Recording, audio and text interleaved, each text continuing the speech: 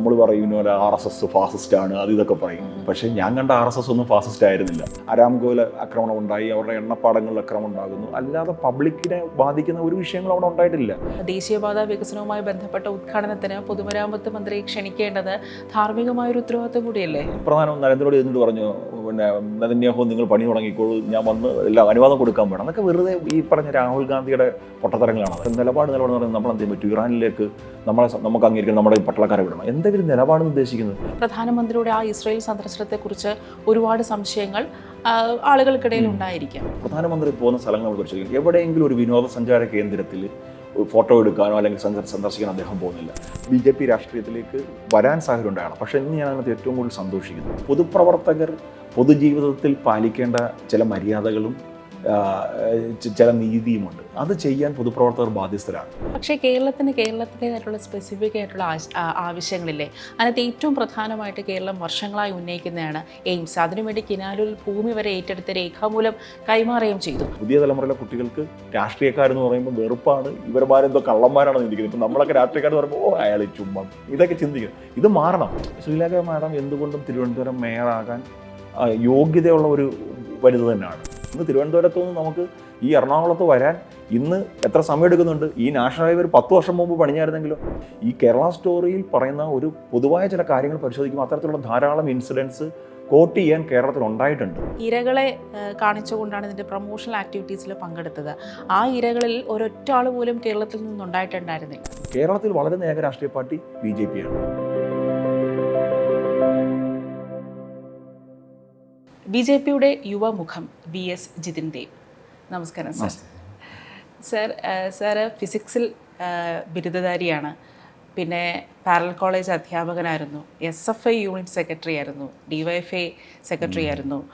എങ്ങനെയാണ് ഈ BJP രാഷ്ട്രീയത്തിലേക്ക് എത്തിയത്? ഞാൻ 2004 SFI DYFI ഒക്കെ ഉപേക്ഷിക്കുന്നത്. 2004 ശേഷം ഞാനൊരു 8-10 വർഷത്തോളം എങ്ങും ഉണ്ടായിരുന്നില്ല. ഞാൻ രാഷ്ട്രീയത്തിലില്ലായിരുന്നു. ഒരു ബിസിനസ് മറ്റു കാര്യങ്ങളൊക്കെ ആയിട്ട് പോയി. ജോലിയും ബിസിനസ്, കുറെ കാലം ജോലി ചെയ്തു. അതിനുശേഷം ഒരു ബിസിനസ് ചെയ്തു, നന്നായിട്ട് പൊളിഞ്ഞു. ഇങ്ങനെയൊക്കെ പോയി. എന്ത് ബിസിനസ് ആയിരുന്നു? എനിക്കൊന്ന് കമ്പ്യൂട്ടറിൻ്റെ ഒക്കെ ഡിസ്ട്രിബ്യൂട്ടർ ആയിരുന്നു. അതേപോലെ തന്നെ 1-2 പ്രോഗ്രാം ഒക്കെ ചെയ്തു. അതായത് സോഫ്റ്റ്വെയർ ചെയ്തു, ചില ഗവൺമെൻറ് ഇതിന് വേണ്ടി ഇൻസ്റ്റിറ്റ്യൂഷൻസിന് വേണ്ടിയിട്ട് ചില സോഫ്റ്റ്വെയർസ് ഒക്കെ ചെയ്തു. പക്ഷേ അതിനകത്തൊക്കെ ക്ലച്ച് പിടിച്ചില്ല, നല്ല ബാധ്യതയൊക്കെയായി. ഏതാണ്ട് ഒരു കോടി രൂപ കടക്കാരായി മാറി. അതൊക്കെ സംഭവിച്ചു. പിന്നെ എല്ലാം വിറ്റ് അതിൽ നിന്നൊക്കെ പിന്നെ റിക്കവറായി. ഒത്തിരി സ്ട്രഗിൾ ചെയ്തു. അതിന് ശേഷമാണ് ഞാൻ BJPയിലേക്ക് വരുന്നത്. BJPയിലേക്ക് എന്നെ അട്രാക്ട് ചെയ്യുന്നത് സംഘമാണ്. അപ്പോൾ ആ സമയത്ത് ഈ പ്രതിസന്ധിയൊക്കെ ഉണ്ടാകുന്ന സമയത്ത് സാമ്പത്തികമായിട്ട് നമ്മളെ ഒരാൾ സഹായിച്ചില്ലെങ്കിലും നമ്മളോട് ഒരു മെൻ്റൽ സപ്പോർട്ടിനൊരു ആളുണ്ടാവണം. അന്ന് എന്നെ ഒരു മെൻ്റലി എനിക്ക് വേണ്ടുന്ന സപ്പോർട്ട് തന്നുകൊണ്ട് എനിക്കൊപ്പം RSSൻ്റെ എൻ്റെ നാട്ടിലുള്ള ധാരാളം ആൾക്കാരുണ്ടായിരുന്നു. അല്ല, ഇപ്പോൾ നേരത്തെ ഒരു SFI DYFI ബാക്ക്ഗ്രൗണ്ട് ഉണ്ടായിരുന്നല്ലോ. അപ്പോൾ എന്തുകൊണ്ടാണ് SFI DYFI അതിലോട്ട് പോവാതെ ഈ ഒരു അവരുടെ സഹായിച്ചു എന്നതിൻ്റെ ഒരൊറ്റ ഇതിലാണോ അങ്ങോട്ടൊരു ആകർഷണം വന്നത്? അല്ല, അത് മാത്രമല്ല. ഞാൻ 2004 വ്യക്തിപരമായിട്ടുള്ള ചില കാര്യങ്ങളും സംഘടനാപരമായിട്ടുള്ള ചില കാര്യങ്ങളും ഒക്കെ കൊണ്ട് തന്നെ ഞാനത് വേണ്ടാന്ന് വെച്ചതാണ്. കാരണം എനിക്കത് അത്ര സുഖകരമായിട്ട് തോന്നിയില്ല. മുമ്പോട്ടുള്ള പോക്കിനകത്ത് എനിക്ക് അത്ര സുഖകരമായിട്ട് തോന്നാത്ത സമയത്താണ് ഞാനത് ഒഴിവാകുന്നത്. അതിനുശേഷം എനിക്ക് രാഷ്ട്രീയം വേണ്ടാന്നുള്ളൊരു തോന്നലായിരുന്നു. 2012-13 സമയത്തൊക്കെയാണ് ഞാൻ ഈ പറഞ്ഞ ഇൻസിഡൻ്റൊക്കെ ജീവിതത്തിൽ കുറച്ച് സ്ട്രഗ്ലിംഗ് ഇൻസിഡൻസ് ഒക്കെ ഉണ്ടാകുന്നത്. ആ സമയത്ത് നമുക്ക് കിട്ടുന്ന ഒരു മെൻ്റൽ സപ്പോർട്ടുണ്ട്. അതാണ് വേണ്ടുന്നത്. എപ്പോഴും നോക്കൂ, ഒരാൾ കുറച്ച് ബാധ്യതയിലേക്കൊക്കെ പോയി കഴിഞ്ഞാൽ എല്ലാവരും വന്ന് അയാളെ കുറ്റപ്പെടുത്താനായിരിക്കും. നീ ശ്രദ്ധിക്കാത്തതുകൊണ്ടാണ്, നിൻ്റെ കഴിവുകൾ കൊണ്ടാണ്, അല്ലെങ്കിൽ നീ അത് ശ്രദ്ധിക്കണമായിരുന്നു, ഇത് ശ്രദ്ധിക്കണം. ഉപദേശിക്കാൻ ഇഷ്ടംപോലെ ആൾക്കാരുണ്ട് നമ്മുടെ നാട്ടിൽ. പക്ഷേ കുഴപ്പമില്ല, നീ വിഷമിക്കരുത് എന്ന് പറയാൻ ആളില്ല. ആ സമയത്ത് നമ്മൾ ഒറ്റപ്പെടുന്ന സമയമുണ്ട്. അതായത് ഈ പറഞ്ഞ പോലെ ബാധ്യതയൊക്കെ ആയി വീട്ടിൽ പോലും നമുക്ക് പറയാൻ സാധിച്ച നമ്മൾ ആത്മഹത്യ പോലും ചിന്തിച്ചു പോകും. അപ്പോൾ ആ സമയത്ത് നമുക്ക് കിട്ടുന്ന ഒരു മെൻ്റൽ സപ്പോർട്ട്. അതിനുശേഷം ആ മെൻ്റൽ സപ്പോർട്ട് ആ സമയത്താണ്, കൃത്യമായിട്ട് പറഞ്ഞാൽ എൻ്റെ അമ്മ മരിക്കുന്ന ആ സമയത്താണ്. അപ്പോൾ അമ്മ മരിക്കുന്ന സമയത്ത് ഈ എല്ലാ കാര്യങ്ങൾക്കും അന്ന് എൻ്റെ കയ്യിൽ 1 രൂപ പോലും എടുക്കാനില്ല. അത്രയ്ക്ക് തകർന്ന് പൊട്ടി വളർത്തി പറഞ്ഞു. ആ സമയത്ത് ഈ ആൾക്കാർ എന്നെ സഹായിക്കാൻ വരുന്ന സമയത്ത് എൻ്റെ നാട്ടിലെ കമ്മ്യൂണിസ്റ്റ് ചില നേതാക്കന്മാർ ഇവരിവിടെ വരരുതെന്ന് പറയണം, RSSകാരിങ്ങനെ വരരുത്, ഒരു കമ്മ്യൂണിസ്റ്റ് കുടുംബമാണ്, അങ്ങനെയൊക്കെയുള്ള ചില തിട്ടൂരങ്ങളൊക്കെ ഇറക്കി. അപ്പോൾ ആ സമയത്ത് എനിക്കൊരു വാശിയായി, എന്തിനാണ് അങ്ങനെ പറയുന്നത്, അതിൻ്റെ ആവശ്യമില്ലല്ലോ. അങ്ങനെയാണ് ഞാൻ സംഘമായിട്ട് എടുക്കുന്നത്. അപ്പോൾ അവിടെ നിന്നാണ് ഞാൻ BJPയിലേക്ക് വരുന്നത്. ആ സമയത്ത് യാദൃച്ഛികമായിട്ട് ഒരു പഞ്ചായത്ത് വാർഡിൽ എനിക്ക് മത്സരിക്കാൻ അവസരം കിട്ടി. എൻ്റെ വാർഡിൽ ആദ്യം എനിക്ക് തോന്നുന്നു ഒരു തവണ എന്താണ് BJP യോടെ മത്സരിച്ചിട്ടുള്ളത്. അതിനുശേഷം ഞാൻ മത്സരിക്കുന്നു, ഞാൻ 7 വോട്ടിനാണ് തോറ്റു പോകുന്നത്. അങ്ങനെ ഞാൻ സജീവമാവുന്നു, യുവമോർച്ചയുടെ മണ്ഡല ജനറൽ സെക്രട്ടറി ആവുന്നു. അപ്പോഴും നമുക്കൊരു രാഷ്ട്രീയ പ്രവർത്തകൻ എന്നുള്ള വേണമെന്ന് ഞാൻ ചിന്തിച്ചിട്ടില്ല. പിന്നെ സാഹചര്യങ്ങൾ രാഷ്ട്രീയക്കാരനാക്കി. ഈ ഫാമിലി എങ്ങനെയായിരുന്നു? കാരണം SFI പ്രവർത്തകനായിരുന്നു, പിന്നെ BJP-യിലേക്ക് പോകുന്നു. ഫാമിലി അതിനോട് എങ്ങനെയാണ് കണ്ടത്? എൻ്റെ വൈഫ് ആക്ച്വലി ഇതിനോട്ടൊന്നും ഒരു ബന്ധമുള്ള ആളല്ല. ആളൊരു സോഫ്റ്റ്വെയർ എഞ്ചിനീയറാണ്. അപ്പോൾ ആൾക്ക് ഈ രാഷ്ട്രീയം എന്തുവാണെന്നോ ഒന്നും അറിയത്തില്ല. ഇപ്പോഴാണ് എന്താണ് BJP, എന്താണ് കോൺഗ്രസ്, കാരണം അവരെ സംബന്ധിച്ച് അവരവരുടെ ജോലിയും മറ്റു കാര്യങ്ങളൊക്കെ ആയിട്ട് പോകുന്ന ആൾക്കാരാണ്. പക്ഷേ എൻ്റെ വീട്, അതായത് എൻ്റെ അച്ഛൻ അമ്മ എന്നൊക്കെ പറഞ്ഞു കഴിഞ്ഞാൽ, എൻ്റെ അച്ഛനൊക്കെ എന്ന് പറഞ്ഞാൽ തീവ്രമായ കമ്മ്യൂണിസ്റ്റ് സാഹചര്യമുള്ള ആളാണ്. ഞങ്ങളുടെ കുടുംബം എന്നൊക്കെ പറഞ്ഞാൽ, ഞങ്ങളുടെ ശൂരനാട് എന്ന് പറഞ്ഞു കഴിഞ്ഞാൽ അറിയാമല്ലോ, ശൂരനാട് എന്ന് പറഞ്ഞു കഴിഞ്ഞാൽ CPM-ൻ്റെ അല്ലെങ്കിൽ കമ്മ്യൂണിസ്റ്റ് പ്രസ്ഥാനങ്ങളുടെ ഈറ്റില്ലമാണ് ഒരു കാലത്ത്. ഇപ്പോൾ അല്ല, ഇപ്പോൾ അവിടെയൊക്കെ BJP ആയി. അപ്പോൾ ആ സമയത്ത് ഇവിടുന്നൊക്കെ ശക്തമായ എതിർപ്പുണ്ടായി, അങ്ങനെ പോകാൻ പറ്റത്തില്ല, അതാണെന്നൊക്കെ പറഞ്ഞു. പക്ഷേ ആ സമയത്ത് നമ്മളെടുക്കുന്ന തീരുമാനമാണ്, ആ തീരുമാനം നല്ലതാണ്. ഇന്ന് വളരെ സന്തോഷമുണ്ട് അങ്ങനെ ഒരു തീരുമാനം എടുക്കാൻ സാധിക്കും. എന്തുകൊണ്ട് നേരത്തെ എടുത്തില്ല വളരെ വിഷമേ ഉള്ളൂ. അല്ല, ഇപ്പൊ BJP-യിലേക്ക് പോകുന്നു എന്ന് പറഞ്ഞപ്പോൾ അച്ഛൻ്റെ ഒരു റെസ്പോൺസ് എന്തായിരുന്നു? ഒന്നൊരു കുഴപ്പമില്ലായിരുന്നു. ഞാൻ അച്ഛനൊരു തീവ്ര കമ്മ്യൂണിസ്റ്റ് അതെ അതെ, അച്ഛൻ അങ്ങനെ എതിർപ്പുകളൊന്നും ഉണ്ടായിരുന്നില്ല. എൻ്റെ അമ്മ മരിച്ചതിന് ശേഷമാണ് ഞാൻ BJP-യിലേക്ക് വരുന്നത്. അത് എന്നെ ഏറ്റവും കൂടുതൽ സ്ട്രൈക്ക് ചെയ്തൊരു ഇൻസിഡൻ്റ് എന്ന് പറഞ്ഞു കഴിഞ്ഞാൽ, എൻ്റെ അമ്മ മരിച്ചു, ഞാൻ പറഞ്ഞല്ലോ. അപ്പോൾ നമുക്ക് അന്ന് വല്ലാത്ത സാമ്പത്തിക ബുദ്ധിമുട്ടുള്ള സാഹചര്യങ്ങൾ. അപ്പം ഞാനിത് എൻ്റെ നാട്ടിലുള്ള ഒരു ചേട്ടൻ്റെ അടുത്ത്, ജയചന്ദ്രൻ പറഞ്ഞിട്ടൊരു ചേട്ടനുണ്ട്, സഞ്ജയും പറഞ്ഞ ആളുണ്ട്, ഞാൻ ഇവരുടെ അടുത്ത് വിളിച്ചിട്ട് പറഞ്ഞല്ലോ അമ്മ മരിച്ചു എന്ന് പറയുമ്പോൾ അവർ പറഞ്ഞ് വിഷമിക്കേണ്ട, നമ്മളോട് മോർച്ചറി വെക്കുന്നു. അങ്ങനെ എൻ്റെ അമ്മയുടെ ചിതയുന്ന സമയത്ത് എൻ്റെ നാട്ടിലുള്ള ഒരു പ്രാദേശിക കമ്മ്യൂണിസ്റ്റ് അയാൾക്ക് അറിയില്ല, വന്നിട്ട് പറഞ്ഞു ഇവരൊന്നും വീട്ടിൽ വരരുത്, ഇതൊരു കമ്മ്യൂണിസ്റ്റ് കുടുംബമാണ്, ഇവരെയൊക്കെ അകറ്റി നിർത്തണം. അപ്പം ഞാൻ അവർ വന്നാലെന്താ, എൻ്റെ സുഹൃത്തുക്കളാണ്, അത് അങ്ങനെയാണ് ഇങ്ങനെയാണ്, അവരൊന്നും ഇവിടെ അങ്ങനെ കയറ്റാൻ പറ്റില്ല എന്നൊക്കെ ഒരു തിട്ടൂരം പോലെ വന്ന സമയത്താണ് എനിക്ക് വായിച്ചത്. ആ രാത്രിയാണ് ഞാൻ പറഞ്ഞത് എനിക്ക് BJP പ്രവർത്തിക്കണമെന്ന്. അപ്പം ഞാൻ പറയുന്നത് RSSകാരൻ്റെ അടുത്താണ്. എന്നെനിക്ക് RSS എന്തെന്നോ BJP എന്ന് പറഞ്ഞില്ല. കണ്ടിട്ടുണ്ട്, നമ്മളിങ്ങനെയൊക്കെയുള്ള കാര്യങ്ങളൊക്കെ കാണുന്നുണ്ട്. നമ്മൾ പ്രസംഗത്തിൽ വലിയ വായിൽ ഞാൻ അത്യാവശ്യം നന്നായിട്ട് കോളേജിൽ സംസാരിക്കുമായിരുന്നു, ക്യാമ്പസുകളിലൊക്കെ. നമ്മൾ പറയും RSS ഫാസിസ്റ്റാണ്, അത് ഇതൊക്കെ പറയും. പക്ഷേ ഞാൻ കണ്ട RSS ഒന്നും ഫാസിസ്റ്റ് ആയിരുന്നില്ല, സഹായിക്കാൻ മെൻറ്റാലിറ്റി ഉള്ളവരായിരുന്നു. അങ്ങനെയാണ് ഞാൻ ഇതിലേക്ക് വരുന്നത്. അങ്ങനെയുള്ള എതിർപ്പുകളൊന്നും വീട്ടിൽ അങ്ങനെയൊന്നും ഉണ്ടായില്ല. കാരണം സർവ്വതും തകർന്നു നിൽക്കുന്നവർ എവിടെ പോയാലും ആർക്കെന്താ. ജിതിൻ മലയാളികൾക്കിടയിൽ അറിയപ്പെടാൻ തുടങ്ങിയത് ഈ ചാനൽ ചർച്ചകൾ സജീവമായതിനു ശേഷമാണ്. എനിക്കൊന്ന് ചിന്താ ജെറോമുമായിട്ടുള്ള ചാനൽ ചർച്ച വൈറലായതിനു ശേഷമാണ് ജിതിൻ ദേവ് മലയാളികൾക്കിടയിൽ സുപരിചിതനാവാൻ തുടങ്ങിയത്. ഇപ്പോൾ ഈ ചാനൽ ചർച്ചയിലും ഇപ്പം ആ ചർച്ചയിലെന്ന് വെച്ചാൽ ഇപ്പോൾ പണ്ടത്തെ പോലല്ലല്ലോ, ഇപ്പം കൂടുതൽ വൈബ്രന്റ് ആയിക്കൊണ്ടിരിക്കുകയാണ്, ടെറർ ആയിക്കൊണ്ടിരിക്കുകയാണ് ഓരോ ചർച്ചയും. അപ്പോൾ സൂക്ഷ്മമായ രീതിയിൽ നമ്മൾ കൗണ്ടർ അടിക്കണം. അപ്പോൾ പലപ്പോഴും നമ്മളെ കൗണ്ടറുകൾ പലതും ട്രോള് വരെ ആവാറുണ്ട്. പലപ്പോഴും ഈ രാഷ്ട്രീയക്കാർ ഫേമസ് ആവുന്നതിന് ഈ ട്രോളിലൂടെയാണ്. അപ്പൊ ഈ ചാനൽ ചർച്ചകൾക്ക് വേണ്ടിയുള്ള അതിന്റെ ഒരു തയ്യാറെടുപ്പും കാര്യങ്ങളൊക്കെ എങ്ങനെയാണ്? സത്യം പറഞ്ഞാൽ ഒരു തയ്യാറെടുപ്പും ഇല്ലാതെ ചർച്ചയ്ക്ക് പോകുന്ന ആളാണ് ഞാൻ. അങ്ങനെ അതിനുവേണ്ടി റിസർച്ചും വിഷയത്തെ ഒന്നും ഞാൻ അങ്ങനെ സ്റ്റഡി ചെയ്യാറില്ല. ഞാൻ ഇപ്പം എന്തെങ്കിലും ഒരു മീൻസ് കുറച്ച് റിസർച്ച് വേണ്ടുന്നതാണെങ്കിൽ മാത്രം ഞാനൊരു 1-2 മണിക്കൂർ നോക്കും.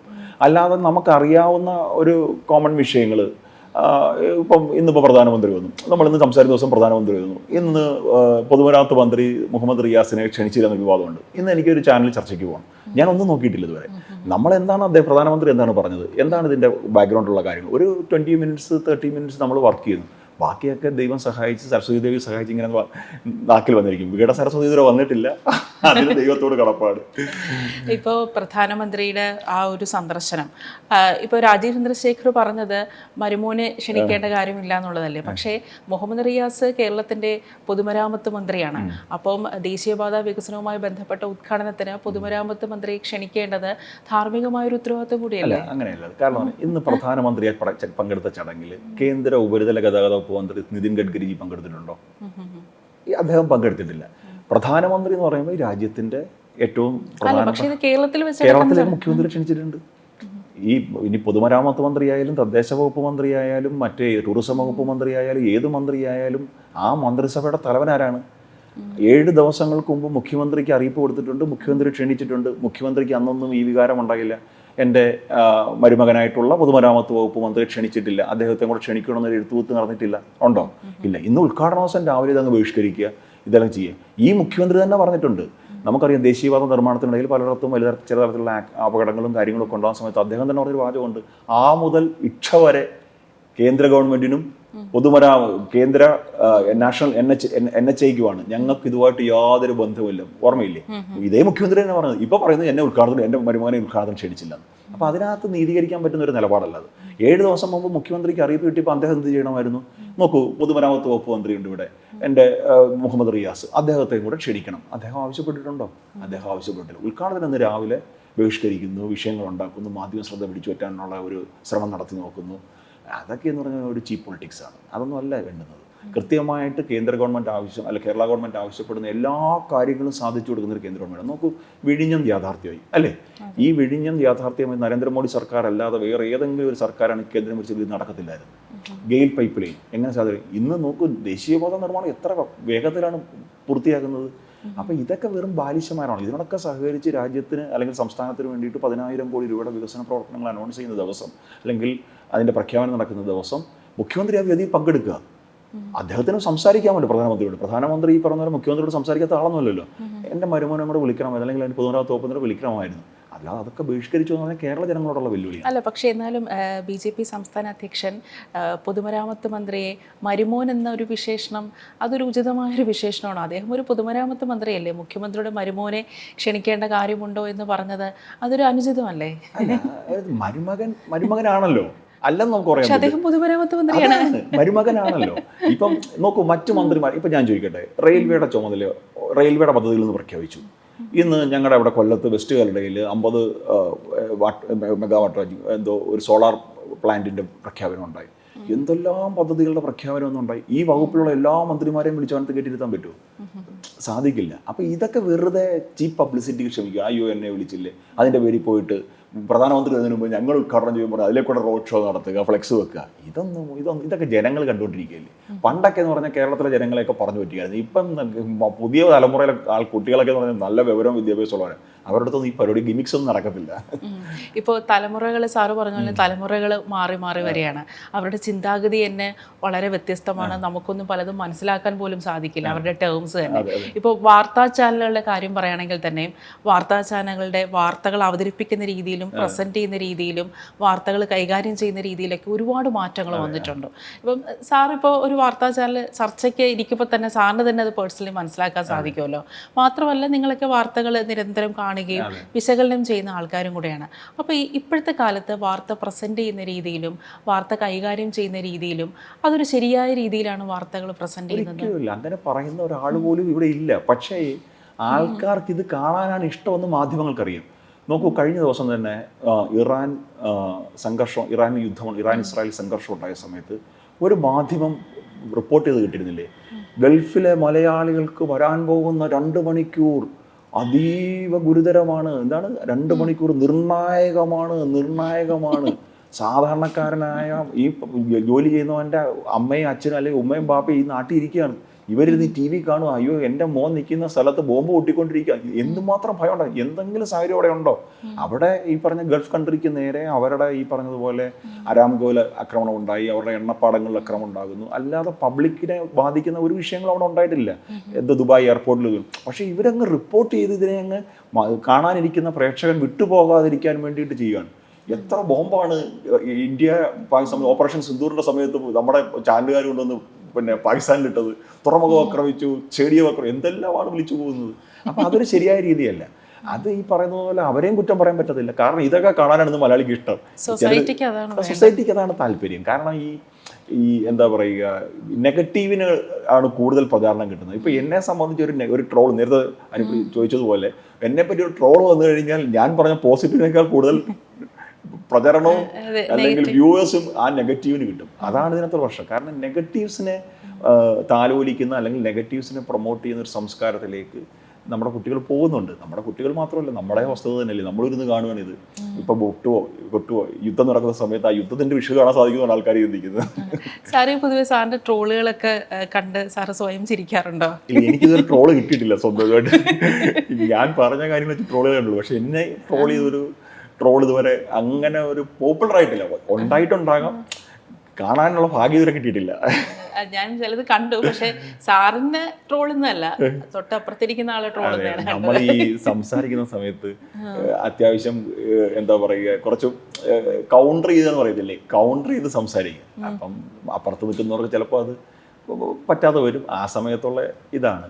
പിന്നെ ചോദിച്ചില്ലേ ഇപ്പോൾ ചിന്തയായിട്ടുള്ള അതൊക്കെ എന്ന് പറഞ്ഞു കഴിഞ്ഞാൽ ആ സാഹചര്യമാണ്. അപ്പോൾ അതിനകത്ത് തന്നെ ഞാൻ എന്താ പറയുക, ഒരു പട്ടി പോയ സമയത്ത് വികസനത്തെ പറ്റി ചിന്ത സംസാരിക്കുന്ന സമയത്താണ് ഒരു പട്ടി പോകുന്നത്. അപ്പോൾ ഞാൻ പറഞ്ഞു ദോ പോകുന്നു വികസനം എന്ന് പറഞ്ഞു. അതൊക്കെ ആ സാഹചര്യത്തിൽ ഉണ്ടാവുന്നതാണ്. ഇപ്പോൾ യുദ്ധത്തെക്കുറിച്ച് പറഞ്ഞപ്പോൾ ഇസ്രായേൽ പ്രധാനമന്ത്രിയെ നമ്മുടെ പ്രധാനമന്ത്രി സന്ദർശിച്ചതിൻ്റെ തൊട്ടടുത്ത ദിവസമാണ് ആക്രമണം നടന്നത്, ഇറാനെതിരെ ആക്രമണം നടന്നത്. അപ്പോൾ ഇന്ത്യയെ സംബന്ധിച്ചിടത്തോളം ഏകദേശം 90 ലക്ഷത്തോളം പേരാണ് ഗൾഫ് രാജ്യങ്ങളിൽ ഉള്ളത്. അപ്പം പ്രധാനമന്ത്രി ഈ ഗൾഫിലുള്ള ആൾക്കാർക്ക് സുരക്ഷിതമായി അവരെ ഇത്തരത്തിലൊരു യുദ്ധം വരുമ്പോൾ അവരുടെ സുരക്ഷയ്ക്കായിട്ട് എന്തെല്ലാം കാര്യങ്ങളാണ് ചെയ്യുന്നത്? ഇന്ന് നമ്മുടെ പ്രധാനമന്ത്രി അത് കൊച്ചി പറഞ്ഞിട്ടുണ്ട്. അതായത് ഗൾഫ് രാജ്യങ്ങളിലെല്ലാം അദ്ദേഹം നോക്കൂ, ഒരു 12 അല്ലെങ്കിൽ ഒരു 16 മണിക്കൂറിനകത്ത് 5ഓളം ഗൾഫ് GCC രാജ്യങ്ങളുടെ തലവന്മാരായിട്ടാണ് പ്രധാനമന്ത്രി സംസാരിച്ചത്. അവിടുത്തെ നമ്മുടെ പൗരന്മാരുടെ സുരക്ഷ ഉറപ്പുവരുത്താൻ നമ്മുടെ എംബസികൾ 24/7 പ്രവർത്തിക്കുന്നു. ഹെൽപ്പ് ഡെസ്കുകൾ ആരംഭിച്ചിട്ടുണ്ട്. നമ്മുടെ പൗരന്മാരുടെ സുരക്ഷ ഉറപ്പാക്കാൻ പ്രധാനമന്ത്രിക്ക് സാധിച്ചിട്ടുണ്ട്. ഇപ്പം പ്രധാനമന്ത്രി വിദേശ രാജ്യങ്ങളിലേക്ക് പോകുന്ന സമയത്ത് മറ്റ് രാഷ്ട്രീയ പാർട്ടിക്കാരെല്ലാം ട്രോൾ, എന്തിനാണ് പ്രധാനമന്ത്രി ഇങ്ങനെ പോകുന്നത്, പ്രധാനമന്ത്രിക്ക് എന്തോ യാത്ര ചെയ്യാൻ. പ്രധാനമന്ത്രി പോകുന്ന സ്ഥലങ്ങൾ നമ്മൾ പരിശോധിക്കും. എവിടെയെങ്കിലും ഒരു വിനോദസഞ്ചാര കേന്ദ്രത്തിൽ ഫോട്ടോ എടുക്കാനോ അല്ലെങ്കിൽ സന്ദർശിക്കാൻ അദ്ദേഹം പോകുന്നില്ല. അദ്ദേഹത്തിൻ്റെ ട്രാവൽ തന്നെ നമ്മളൊന്ന് പരിശോധനയ്ക്ക് വിധേയമാക്കണം. നമ്മളൊരു സ്റ്റഡീസിന് വിധേയമാക്കി കഴിഞ്ഞാൽ അദ്ദേഹം യാത്ര ചെയ്യുന്നതെല്ലാം രാത്രിയിലാണ്. അദ്ദേഹത്തിന് ഉറങ്ങേണ്ട സമയം അദ്ദേഹം ഫ്ലൈറ്റ് ചിലവഴിച്ചുകൊണ്ട് ഒരു ദിവസം പോലും സ്പോയിൽ ചെയ്യാതെ പിറ്റേന്ന് മോർണിംഗിൽ ആ രാജ്യത്തെത്തുകയാണ് അദ്ദേഹം. അവിടുത്തെ രാഷ്ട്രത്തലവന്മാരെ കൂടിക്കാഴ്ച നടത്തുന്നു. നമുക്ക് വേണ്ടുന്ന കാര്യങ്ങൾ സാധിച്ചെടുക്കാൻ അദ്ദേഹം പരിശ്രമിക്കുന്നു. നമുക്ക് ഇന്ന് ഇന്ത്യക്ക് ലോകരാജ്യങ്ങൾക്ക് മുമ്പിൽ ഇന്ത്യയുടെ സ്ഥാനം വളരെ വലുതാണ്. ഇപ്പോൾ ഇസ്രായേൽ പ്രധാനമന്ത്രി എൻ്റെ ബ്രദറാണെന്ന് പറയുന്നു. ഓരോരുത്തരെ എടുത്ത് നമ്മൾ പരിശോധിച്ച് നോക്കും. ലോകത്തെ മുസ്ലിം രാഷ്ട്രങ്ങൾ ഉൾപ്പെടെ ഇപ്പോൾ BJP പറഞ്ഞ ഏറ്റവും വലിയ ആരോപണം ഞങ്ങൾ ഹിന്ദു പാർട്ടിയാണ് മുസ്ലിങ്ങൾക്കെതിരാണെന്നാണല്ലോ. നമുക്ക് മുസ്ലിം രാഷ്ട്രങ്ങളിലെ തലവന്മാർ പോലും നമ്മുടെ പ്രധാനമന്ത്രിയുമായിട്ട് വലിയ ബന്ധത്തിലാണ്. എത്രയോ രാജ്യങ്ങൾ, അതുകൊണ്ട് 20-23 രാജ്യങ്ങൾ അവരുടെ പരമോന്നത ബഹുമതി കൊടുത്ത് നമ്മുടെ പ്രധാനമന്ത്രി ആദരിക്കുന്നു. അതുകൊണ്ട് നമ്മുടെ രാജ്യത്തെ പൗരന്മാർക്ക് ഇന്ന് ആശങ്കയില്ല. ഒരു രാജ്യത്ത് താമസിക്കാനും ആശങ്കയില്ല. ഇന്ന് അഭിമാനത്തോടെ താമസിക്കുന്നത്. പണ്ടൊക്കെ ആൾക്കാർ പറയും, ഗൾഫിലൊക്കെ പോകുന്നവർ ഈ നമ്മുടെ പാസ്പോർട്ട് കാണുന്ന സമയത്ത് ഈ എമിഗ്രേഷനിലൊക്കെ ഇരിക്കുന്ന വിദേശ രാജ്യങ്ങളിലെ ഉദ്യോഗസ്ഥന്മാർക്ക് പുച്ഛമാണ്. ഇന്ന് പാസ്പോർട്ട് കാണുമ്പോൾ ചോദിക്കുന്ന ഒരു ചോദ്യം ഉണ്ടെന്ന്, മോദിക്ക് ആത്മീയെന്ന്, നിങ്ങൾ മോഡിയുടെ ആളാണോ എന്ന് ചോദിക്കുന്നത്. അത്രയ്ക്ക് ബഹുമാനമാണ്. നോക്കൂ, നമ്മുടെ രാജ്യത്തിൻ്റെ സ്റ്റാറ്റസ് ഉയർന്നു, രാജ്യത്തെ ജനങ്ങളുടെ സ്റ്റാറ്റസ് ഉയർന്നു. അല്ല, ഇപ്പം സ്വാഭാവികമായിട്ടും ഇപ്പം ഇസ്രായേൽ പ്രധാനമന്ത്രി സന്ദർശിച്ച് തൊട്ടടുത്ത ദിവസം ഇങ്ങനെ ഒരു ആക്രമണം നടക്കുമ്പോൾ പ്രധാനമന്ത്രിയുടെ ആ ഇസ്രായേൽ സന്ദർശനത്തെക്കുറിച്ച് ഒരുപാട് സംശയങ്ങൾ ആളുകൾക്കിടയിൽ ഉണ്ടായിരിക്കാം. അങ്ങനെ ഒരു സംശയം ഉണ്ടാവില്ല. പ്രധാനമന്ത്രി നരേന്ദ്രമോദി എന്നിട്ട് പറഞ്ഞു, പിന്നെ നെതന്യാഹു നിങ്ങൾ പണി തുടങ്ങിക്കോളൂ, ഞാൻ വന്ന് എല്ലാം അനുവാദം കൊടുക്കാൻ വേണം. അതൊക്കെ വെറുതെ ഈ പറഞ്ഞ രാഹുൽ ഗാന്ധിയുടെ പൊട്ടത്തരങ്ങളാണ് അതൊക്കെ. അതൊന്നും ജനങ്ങൾ വിശ്വസിക്കില്ലെന്നേ. ജനങ്ങൾക്ക് അതൊക്കെ അറിയാമല്ലോ. അദ്ദേഹം പോയിരുന്നാണ് ഇസ്രായേൽ, അദ്ദേഹം സന്ദർശിച്ചു. അവിടെ എത്രയോ കരാറുകൾ നമ്മൾ ഒപ്പിട്ടു. ഇസ്രായേൽ നമ്മളുടെ ഒരു സൗഹൃദ രാഷ്ട്രമാണ്.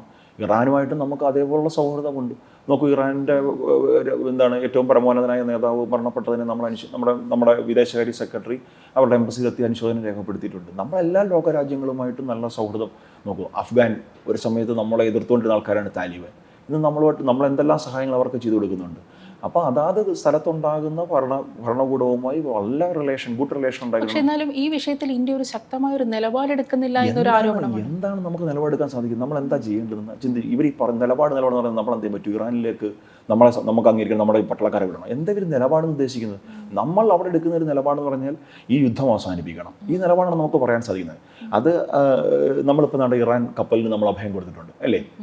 ഇപ്പം സഹാക്കന്മാർ പറയുന്നത് എന്താണ്, കേരളത്തിൽ വന്നുകൊണ്ട് ഞങ്ങൾക്ക് ധൈര്യത്തെ കേരളത്തിൽ അങ്ങനെ നോക്കിയാണോ? അല്ലല്ല. ഇറാൻ കപ്പലിന് നമ്മൾ അഭയം കൊടുത്തിട്ടുണ്ട്. അവിടുത്തെ നാവികരെ സുരക്ഷിതമായി നമ്മൾ പാർപ്പിക്കുന്നുണ്ട്. ഇടപെടുക എന്ന് പറഞ്ഞാൽ വെറുതെ വന്നിട്ട് ഇല്ല ആൾക്കാർ പറഞ്ഞാൽ ചുമ്മാ അടിയടാ പിടിയടാ അങ്ങനെയൊന്നും അല്ലല്ലോ. കൃത്യമായ നിലപാട്, നമ്മുടെ രാജ്യത്തിന് ഒരു പോളിസിയുണ്ട്. ആ പോളിസിക്കകത്ത് നിന്നുകൊണ്ട് നമ്മൾ ഈ യുദ്ധത്തിന് നമ്മൾ സമാധാനം സ്ഥാപിക്കണമെന്ന് എല്ലാവരോടും ആവശ്യപ്പെടുന്നുണ്ട്. അല്ലാതെ നമ്മൾ ഈ യുദ്ധത്തിൽ പങ്കുചേർന്ന് വീണ്ടും ഒരു യുദ്ധത്തിലേക്ക് നമ്മുടെ രാജ്യത്ത് വിളിച്ചുകൊണ്ട് പോകണം, അതിൻ്റെ ആവശ്യമില്ല. അത് വെറുതെ പറഞ്ഞിട്ടുണ്ടായിരുന്നു. ഉക്രൈൻ റഷ്യ യുദ്ധവുമായി അവരുടെ ആ പരസ്പരം അവർ തമ്മിലുള്ള യുദ്ധത്തിൽ സാറ് നടത്തിയ രക്ഷാപ്രവർത്തനങ്ങൾ അതെടുത്തു പറയേണ്ടതാണ്. പ്രത്യേകിച്ച് ഉക്രൈനിലുള്ള മലയാളികളെ നാട്ടിലെത്തിക്കുന്നതിന് സാറ് ഒരുപാട് ഇടപെടൽ നടത്തിയിട്ടുണ്ട്. അതിനെക്കുറിച്ചൊന്ന് പറയാമോ? അത് ഈ റഷ്യ യുക്രൈൻ വാറുണ്ടായ സമയത്ത് ബി ജെ പി ഓരോ ഇഷ്യൂസ് ഉണ്ടാകുന്ന സമയത്ത് ഹെൽപ്പ് ഡെസ്കുകൾ ആരംഭിക്കും. ഇപ്പം ഞങ്ങളുടെ സംസ്ഥാന അധ്യക്ഷൻ ശ്രീ രാജീവ് ചന്ദ്രശേഖർ ഇപ്പോൾ ഈ വിഷയം ഉണ്ടായ സമയത്ത്, അതായത് ഈ പറഞ്ഞ ഇറാൻ ഇസ്രായേൽ സംഘർഷം ഉണ്ടായ സമയത്ത് ഞങ്ങളുടെ ഓഫീസിൽ ഹെൽപ്പ് ഡെസ്ക് വർക്ക് ചെയ്യുന്നുണ്ട്.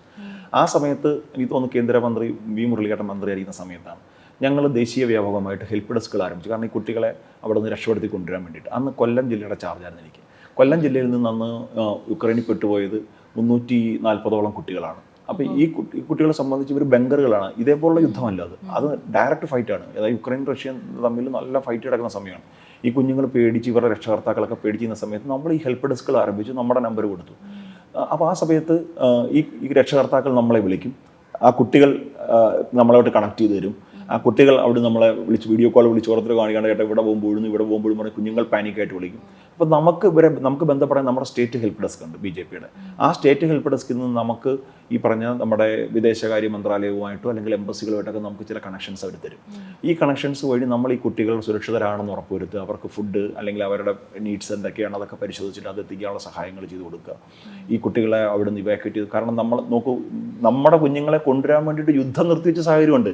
റഷ്യ ബോംബിംഗ് ഒക്കെ സ്റ്റോപ്പ് ചെയ്ത് ഇന്ത്യൻ കുട്ടികളെ അല്ലെങ്കിൽ ഇന്ത്യക്കാരെ അവിടെ നിന്ന് ഇവാക്യുവേറ്റ് ചെയ്യാൻ വേണ്ടിയിട്ട് നമ്മളാണ് മറ്റ് ശ്രീലങ്കക്കാരെ ബംഗ്ലാദേശികളെ ഒക്കെ നമ്മൾ കൊണ്ടുവന്നു. പാകിസ്ഥാൻ കൊണ്ടുവന്നു തോന്നുന്നു, ആരൊക്കെയോ നമ്മൾ കൊണ്ടുവന്നിട്ടുണ്ട്, യുദ്ധം നിർത്തിവെച്ച് കൊടുത്തു. അപ്പോൾ ആ സമയത്ത് ഈ കുഞ്ഞുങ്ങൾക്ക് ഒരു മെൻ്റൽ സപ്പോർട്ട് കൊടുക്കുക, രക്ഷകർത്താക്കളോട് നിങ്ങൾ ഭയക്കണ്ടെന്ന് പറയുക. അങ്ങനെ 340ഓളം കുട്ടികൾ, ഈ കുട്ടികളെല്ലാം ഇപ്പോഴും എൻ്റെ ഫോൺ എടുത്ത് പരിശോധിച്ച് കഴിഞ്ഞാൽ ഈ 350 പേരുടെ ഫോൺ നമ്പർ എൻ്റെ കയ്യിലുണ്ട്. ഇപ്പോഴും എനിക്ക് നല്ല ബന്ധമുണ്ട്. അവരുടെ വിവാഹത്തിനൊക്കെ വിളിക്കും. ഇപ്പോൾ ചിലർക്ക് വിവാഹത്തിന് വിളിക്കും, പറ്റുന്നൊക്കെ ഞാൻ പോവാറുണ്ട്. നല്ല അവരുടെ വീട്ടിൽ ഉണ്ടാകുന്ന ഫംഗ്ഷൻസിനൊക്കെ വിളിക്കും. അപ്പോൾ ഈ കുഞ്ഞുങ്ങളെ ഇങ്ങനെ രക്ഷപ്പെടുത്തി അതിർത്തി കൊണ്ടുവരുന്ന സമയത്ത് നമ്മുടെ ഈ സേവാഭാരതി പോലെ ഞങ്ങൾക്ക് ഇൻ്റർനാഷണൽ സേവാ ഇൻ പറഞ്ഞൊരു സംഘടനയുണ്ട്. അപ്പോൾ ഈ സേവാ ഇന്നിൻ്റെ പ്രവർത്തകർ ഇവരെ അവിടെ ഈ അതിർത്തി റൊമാനിയ, പോളണ്ട്, ഹംഗറി, മാൾട്ട, മോൾഡോ ഇതെല്ലാം കാണാപ്പാടെ പഠിച്ചു. കാരണം ഈ അതിർത്തിയിലൊക്കെയാണ് ഈ കുഞ്ഞുങ്ങൾ വരുന്നത്. അവിടെ ചെന്ന് ഇവർ സ്വീകരിച്ചിട്ട് പറയുന്ന പോലെ BJP കൊല്ലത്തുനിന്ന് ഹെൽപ്പ് ഡെസ്കിൽ നിന്ന് ആൾ പറഞ്ഞിട്ട് വരികയാണെന്നൊക്കെ പറയുമ്പോൾ ആ കുഞ്ഞുങ്ങൾക്ക് ഒരു ആശ്വാസമാണ്. അവർക്ക് വേണ്ടുന്ന എല്ലാ ഷെൽട്ടറും കൊടുത്ത് അവരെ താമസിപ്പിച്ച് അവരെ ഒന്ന് മെൻ്റലി ഫിറ്റ് ആക്കിയതിന് ശേഷമാണ് നമ്മുടെ രാജ്യത്തേക്ക് കൊണ്ടുവരുന്നത്. എന്നെ സംബന്ധിച്ച് ഒരു വലിയ സ്ട്രഗ്ലിങ് ആണ്. എനിക്ക് തോന്നുന്നു ഒരു 3-4 ദിവസമൊക്കെ ഞാൻ ഉറങ്ങാതിരുന്നിട്ടുണ്ട്. കാരണം രാത്രിയിലൊക്കെ ഇങ്ങനെ മെസ്സേജ് വരും, എവിടെയെങ്കിലും ഒരു സ്ഫോടന സൗണ്ട് കേൾക്കുമ്പോൾ ഈ കുഞ്ഞുങ്ങൾ ഭയന്ന് വീഡിയോ കോൾ ചെയ്യും, ചേട്ടാ എന്ന് പറയും. കാരണം എല്ലാം 17-18 വയസ്സുള്ള നമുക്ക് ഇതിനല്ലേ ഇപ്പോഴത്തെ ഏറ്റവും വലിയ പ്രശ്നം തന്നെയല്ലേ. പണ്ടൊക്കെ ഇപ്പം ഞങ്ങളുടെയൊക്കെ പ്രായത്തിൽ +2 ഡിഗ്രി ഒക്കെ കഴിഞ്ഞ് ചോദിക്കും എന്താവണമെന്ന് ചോദിച്ചു കഴിഞ്ഞാൽ പറയും എനിക്ക് IT എഞ്ചിനീയർ ആവണം, കളക്ടർ ആവണം, ഡോക്ടർ. ഇപ്പൊ പറഞ്ഞ് UK പോകണമെന്നാണ് പറയുന്നത്. കുഞ്ഞുങ്ങളെല്ലാം പോവില്ലേ. രക്ഷാപ്രവർത്തനത്തെ കുറിച്ച് പറഞ്ഞപ്പോൾ ജനങ്ങളുമായിട്ടുള്ള ഇൻട്രാക്ഷൻ, ഇപ്പൊ രാഷ്ട്രീയം എന്ന് പറയുന്നത് എല്ലാവർക്കും പറ്റുന്നൊരു മേഖലയല്ല. പലരും സർവൈവ് ചെയ്യാൻ വളരെ ബുദ്ധിമുട്ടുള്ള ഒരു മേഖലയാണ്. പലരും കരുതുന്നത് ഇതൊരു കുഴപ്പം പിടിച്ച മേഖലയായിട്ട് കരുതുന്നുണ്ട്. അപ്പം രാഷ്ട്രീയത്തിന് അതിൻ്റെതായിട്ടുള്ള ഒരു സ്കില്ലും ടാലൻറ്റും ഒരു ബുദ്ധികൂർമ്മതയും ഒക്കെ വേണം. അപ്പം എനിക്ക് രാഷ്ട്രീയമാണ് യോജിച്ച മേഖല എന്ന് സാർ എപ്പോഴാണ് തിരിച്ചറിഞ്ഞത്? ഞാൻ പറഞ്ഞല്ലോ, ഞാൻ പൊളിറ്റിക്സിൽ ബൈ ആക്സിഡൻ്റലി BJP രാഷ്ട്രീയത്തിലേക്ക് വരാൻ സാഹചര്യം ഉണ്ടാകണം. പക്ഷേ ഇന്ന് ഞാൻ അതിനകത്ത് ഏറ്റവും കൂടുതൽ സന്തോഷിക്കുന്നു. ഞാനൊരു തെരഞ്ഞെടുപ്പിൽ മത്സരിച്ച സമയത്ത്, ഞാൻ പറഞ്ഞു പഞ്ചായത്ത് തെരഞ്ഞെടുപ്പിൽ ഞാൻ മത്സരിച്ച സമയത്ത് ഞാനൊരു വീട്ടിൽ ചെന്ന സമയത്ത് ഞാൻ കണ്ടൊരു കാഴ്ചയുണ്ട്. അപ്പോൾ ഇപ്പോൾ വേണമെങ്കിൽ ആൾക്കാർ ഇതൊക്കെ പറയുമ്പോൾ നമ്മൾ എന്തോ പറയും, ട്രോളും വേണമെങ്കിൽ, എന്നാലും ഞാൻ പറയാതിരിക്കാൻ പറ്റില്ല. ഒരു വീട്ടിലൊരമ്മ 2015-16 സമയത്താണ് ഞാനൊരു വീട്ടിൽ ചെല്ലുന്ന സമയത്ത് സ്വാഭാവികമായിട്ടും നമ്മൾ ഈ രാഷ്ട്രീയമാണല്ലോ ചെല്ലുന്നത്. എന്നിട്ട് നമ്മൾ എന്തുകൊണ്ട് അമ്മ ഇങ്ങനെ ചോദിക്കുന്നത്. അപ്പോൾ ചോദിക്കുന്ന സമയത്ത് നമ്മൾ വെറുതെ ചോദിക്കും. പണ്ടില്ല സിനിമ കണ്ടില്ലേ, മോഹൻലാൽ അടുക്കളയിൽ കയറിയിട്ട് കഴിഞ്ഞ ദിവസം KC വേണുപോലെ കാണിച്ചതുപോലെ അടുക്കളയിൽ കയറിയിട്ട് ഇതൊക്കെ എടുത്ത്. അപ്പോൾ നമ്മൾ എന്നിട്ട് ചോദിക്കും അമ്മ ഭക്ഷണം പോലും ഉണ്ടോ. അതൊരു പൊളിറ്റിക്കൽ നറേറ്റീവ് അല്ലെങ്കിൽ പൊളിറ്റിക്കൽ ക്വസ്റ്റ്യൻ ആണ്. അപ്പോൾ ഈ അമ്മ ഞാൻ കരഞ്ഞു, കാരണം ആ വീട്ടിലൊന്നും വെച്ചിട്ടില്ല. അപ്പോൾ ഇങ്ങനെയുള്ള ചില സാഹചര്യങ്ങൾ നമ്മുടെ കണ്ണുകൊണ്ട് കാണാൻ സാധിച്ചു. അപ്പം നമ്മൾ ചിന്തിക്കും, നോക്കൂ, ഇത്രയോ കാലമായിട്ട് ഈ സംസ്ഥാനം ഈ രാജ്യം മുന്നോട്ട് പോയിട്ടും ആ സമയത്തും പട്ടിണി നടക്കുന്ന കുടുംബങ്ങളുണ്ട്. 2014-15 കാലഘട്ടമാണ് ഞാൻ ഈ പറയുന്നത്. ഇന്ന് നമ്മൾ അതീവ ദരിദ്രരില്ലാത്ത സംസ്ഥാനം എന്നൊക്കെ പ്രഖ്യാപനങ്ങൾ നടത്തുന്ന സമയത്തും ഇന്നും വറുതിയിലും പട്ടിണിയിലും അല്ലെങ്കിൽ അടച്ചുറപ്പില്ലാത്ത വീട്ടിലും താമസിക്കുന്ന ധാരാളം ആൾക്കാരുണ്ട്. ഞാൻ പത്തനാപുരത്ത് ഇലക്ഷൻ മത്സരിക്കുന്ന സമയത്ത് വെള്ളം തെറ്റിയും പറഞ്ഞ സ്ഥലത്ത് പോയി. അവിടെ ചെന്ന സമയത്ത് ഇങ്ങനെ ഒരു വീട്ടിൽ ചെന്ന സമയത്തുണ്ട്, ഒരു വീടെന്ന് പറയാൻ പറ്റില്ല, ഒരു ഷീറ്റ് കെട്ടിയിട്ട് 2 കാലും ഇതൊക്കെ ആയിട്ട് ആ വീട്ടിൽ അമ്മ പറഞ്ഞിട്ടുണ്ട്, 2 പെൺകുട്ടികളാണ്, ഒരു 18-20 വയസ്സുള്ള 2 പെൺകുഞ്ഞുങ്ങളുടെ അമ്മ പറഞ്ഞിട്ടുണ്ട്. ആ അമ്മ രാത്രി ഉറങ്ങാറില്ല. ഉറങ്ങാത്തതിൻ്റെ കാര്യം എന്ന് പറഞ്ഞു കഴിഞ്ഞാൽ വീടിന് കെട്ടുറപ്പില്ല. അപ്പോൾ ഈ അപ്പുറത്തേക്ക് എന്ന് പറഞ്ഞാൽ കാടാണ്. അവിടെയൊക്കെ ഇരുന്ന് ഈ പറഞ്ഞ മറ്റ് മദ്യപാനവും അതൊക്കെ കഴിഞ്ഞതിന് ശേഷം ഇവർ വന്നിട്ട് ശല്യം ചെയ്യുകയാണ് ഈ വീട്ടിലേക്ക് വന്നിട്ട്. അപ്പോൾ ഈ അമ്മ ഒരു ഇരുമ്പ് തലയെ വെച്ചുകൊണ്ട് കാത്തിരിക്കുകയാണ് ഈ പെൺകുഞ്ഞുങ്ങളെ സംരക്ഷിക്കാൻ. ഇതുണ്ട് നമ്മുടെ സാഹചര്യം, ഈ നമ്മുടെ നാട്ടിലുണ്ട്. അപ്പം ഈ പൊളിറ്റിക്സിലേക്കൊക്കെ വന്ന് കൂടുതൽ എൻഗേജഡ് ആയിട്ടൊക്കെ വരുന്ന സമയത്ത്, ജനങ്ങളുമായിട്ട് ഇൻട്രാക്ട് ചെയ്യുന്ന സമയത്ത് നമ്മൾ കേൾക്കുന്ന ഓരോരുത്തരുടെയും ഓരോരോ പ്രശ്നങ്ങളാണ്. എല്ലാവരുടെയും കോമൺ ഇഷ്യൂ അല്ല, ഒരാളുടെ ഇഷ്യൂ അല്ല മറ്റൊരാൾക്ക്. ഇതൊക്കെ പരിഹരിക്കപ്പെടുമ്പോൾ അവർക്ക് നമ്മളോട് തോന്നുന്നൊരു സന്തോഷമുണ്ടല്ലോ, അതൊരു ഭയങ്കര പവറാണ് നമുക്ക് കിട്ടുന്നത്. ഒരു വല്ലാത്തൊരു എനർജി നമുക്ക് ഫീൽ ചെയ്യും. എനിക്ക് സ്വന്തമായിട്ട് ബിസിനസ്സും ഒക്കെ ഉള്ള ആളാണ്. ഞാൻ ഇന്നേ വരെ രാഷ്ട്രീയം എൻ്റെ തൊഴിലായിട്ട് ഞാൻ സ്വീകരിച്ചിട്ടില്ല.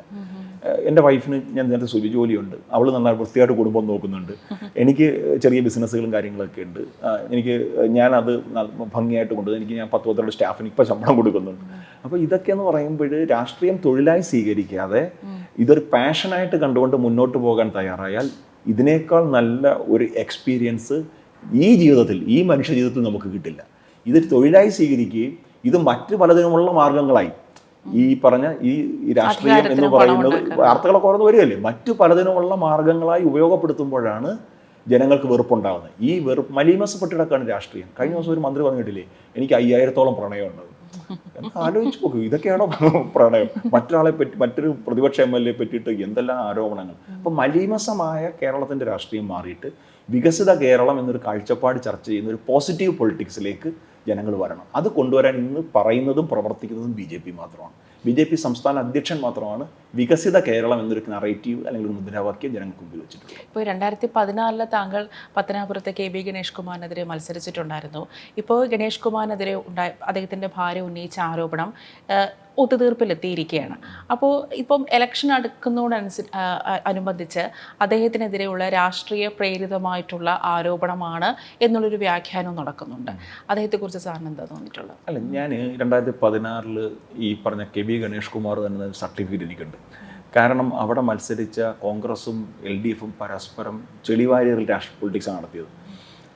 അങ്ങോട്ടും ഇങ്ങോട്ടും ആരോപണം. ആ സമയത്ത് എനിക്ക് തോന്നുന്നു ഗണേഷ് കുമാറിനെതിരെ അന്നത്തെ അദ്ദേഹത്തിൻ്റെ വൈഫ് കുറേ പരാതിയും വിഷയങ്ങളും, അദ്ദേഹത്തിൻ്റെ അച്ഛൻ്റെ മരണമായിട്ട് ബന്ധപ്പെട്ട് സഹോദരങ്ങളുടെ ചില വിഷയങ്ങൾ, അങ്ങനെയൊക്കെയുള്ള കുറേ വിഷയങ്ങൾ നടക്കുന്ന സമയത്ത്. പക്ഷേ ഞാൻ അദ്ദേഹത്തെ വ്യക്തിപരമായിട്ട് ആക്ഷേപിക്കുന്ന ഒരു വാചകം പോലും ചെയ്തില്ല. ഞാൻ ഒരു ഇലക്ഷൻ്റെ ഒരു 10 ദിവസം മുമ്പ് ക്യാമ്പയിൻ അവസാനിപ്പിച്ചാണ്. കാരണം ഈ കോവിഡ് വന്നുപോയി. കോവിഡ് വന്നിട്ട് പ്രധാനമന്ത്രി പങ്കെടുക്കുന്ന ഒരു വേദി വെച്ചാണ് എനിക്ക് കോവിഡാന്ന് പറയുന്നത്. അപ്പോൾ അതിന് മുമ്പ് അദ്ദേഹം വരുന്നതിന് മുമ്പ് എനിക്ക് അവിടുന്ന് പോരേണ്ടത്. അങ്ങനെ ഒരു 15 ദിവസം ഞാൻ അവസാനത്തെ ഒരു 10 ദിവസത്തോളം ഞാൻ ഇലക്ഷൻ ക്യാമ്പയിനില്ല. പക്ഷേ ഞാൻ ഒരു മോശപ്പെട്ട വാക്കും അദ്ദേഹത്തിനെതിരെ ഇലക്ഷൻ ടൈമിൽ ഞാൻ പറഞ്ഞിട്ടില്ല, ഞാൻ പറയത്തില്ല, ആർക്കെതിരെ ഞാൻ പറയത്തില്ല. ഇപ്പം ഇനി ഞാൻ ആയാലും ഞാൻ പറയില്ല. പക്ഷേ ഇപ്പം വരുന്ന ആരോപണങ്ങൾ നോക്കൂ.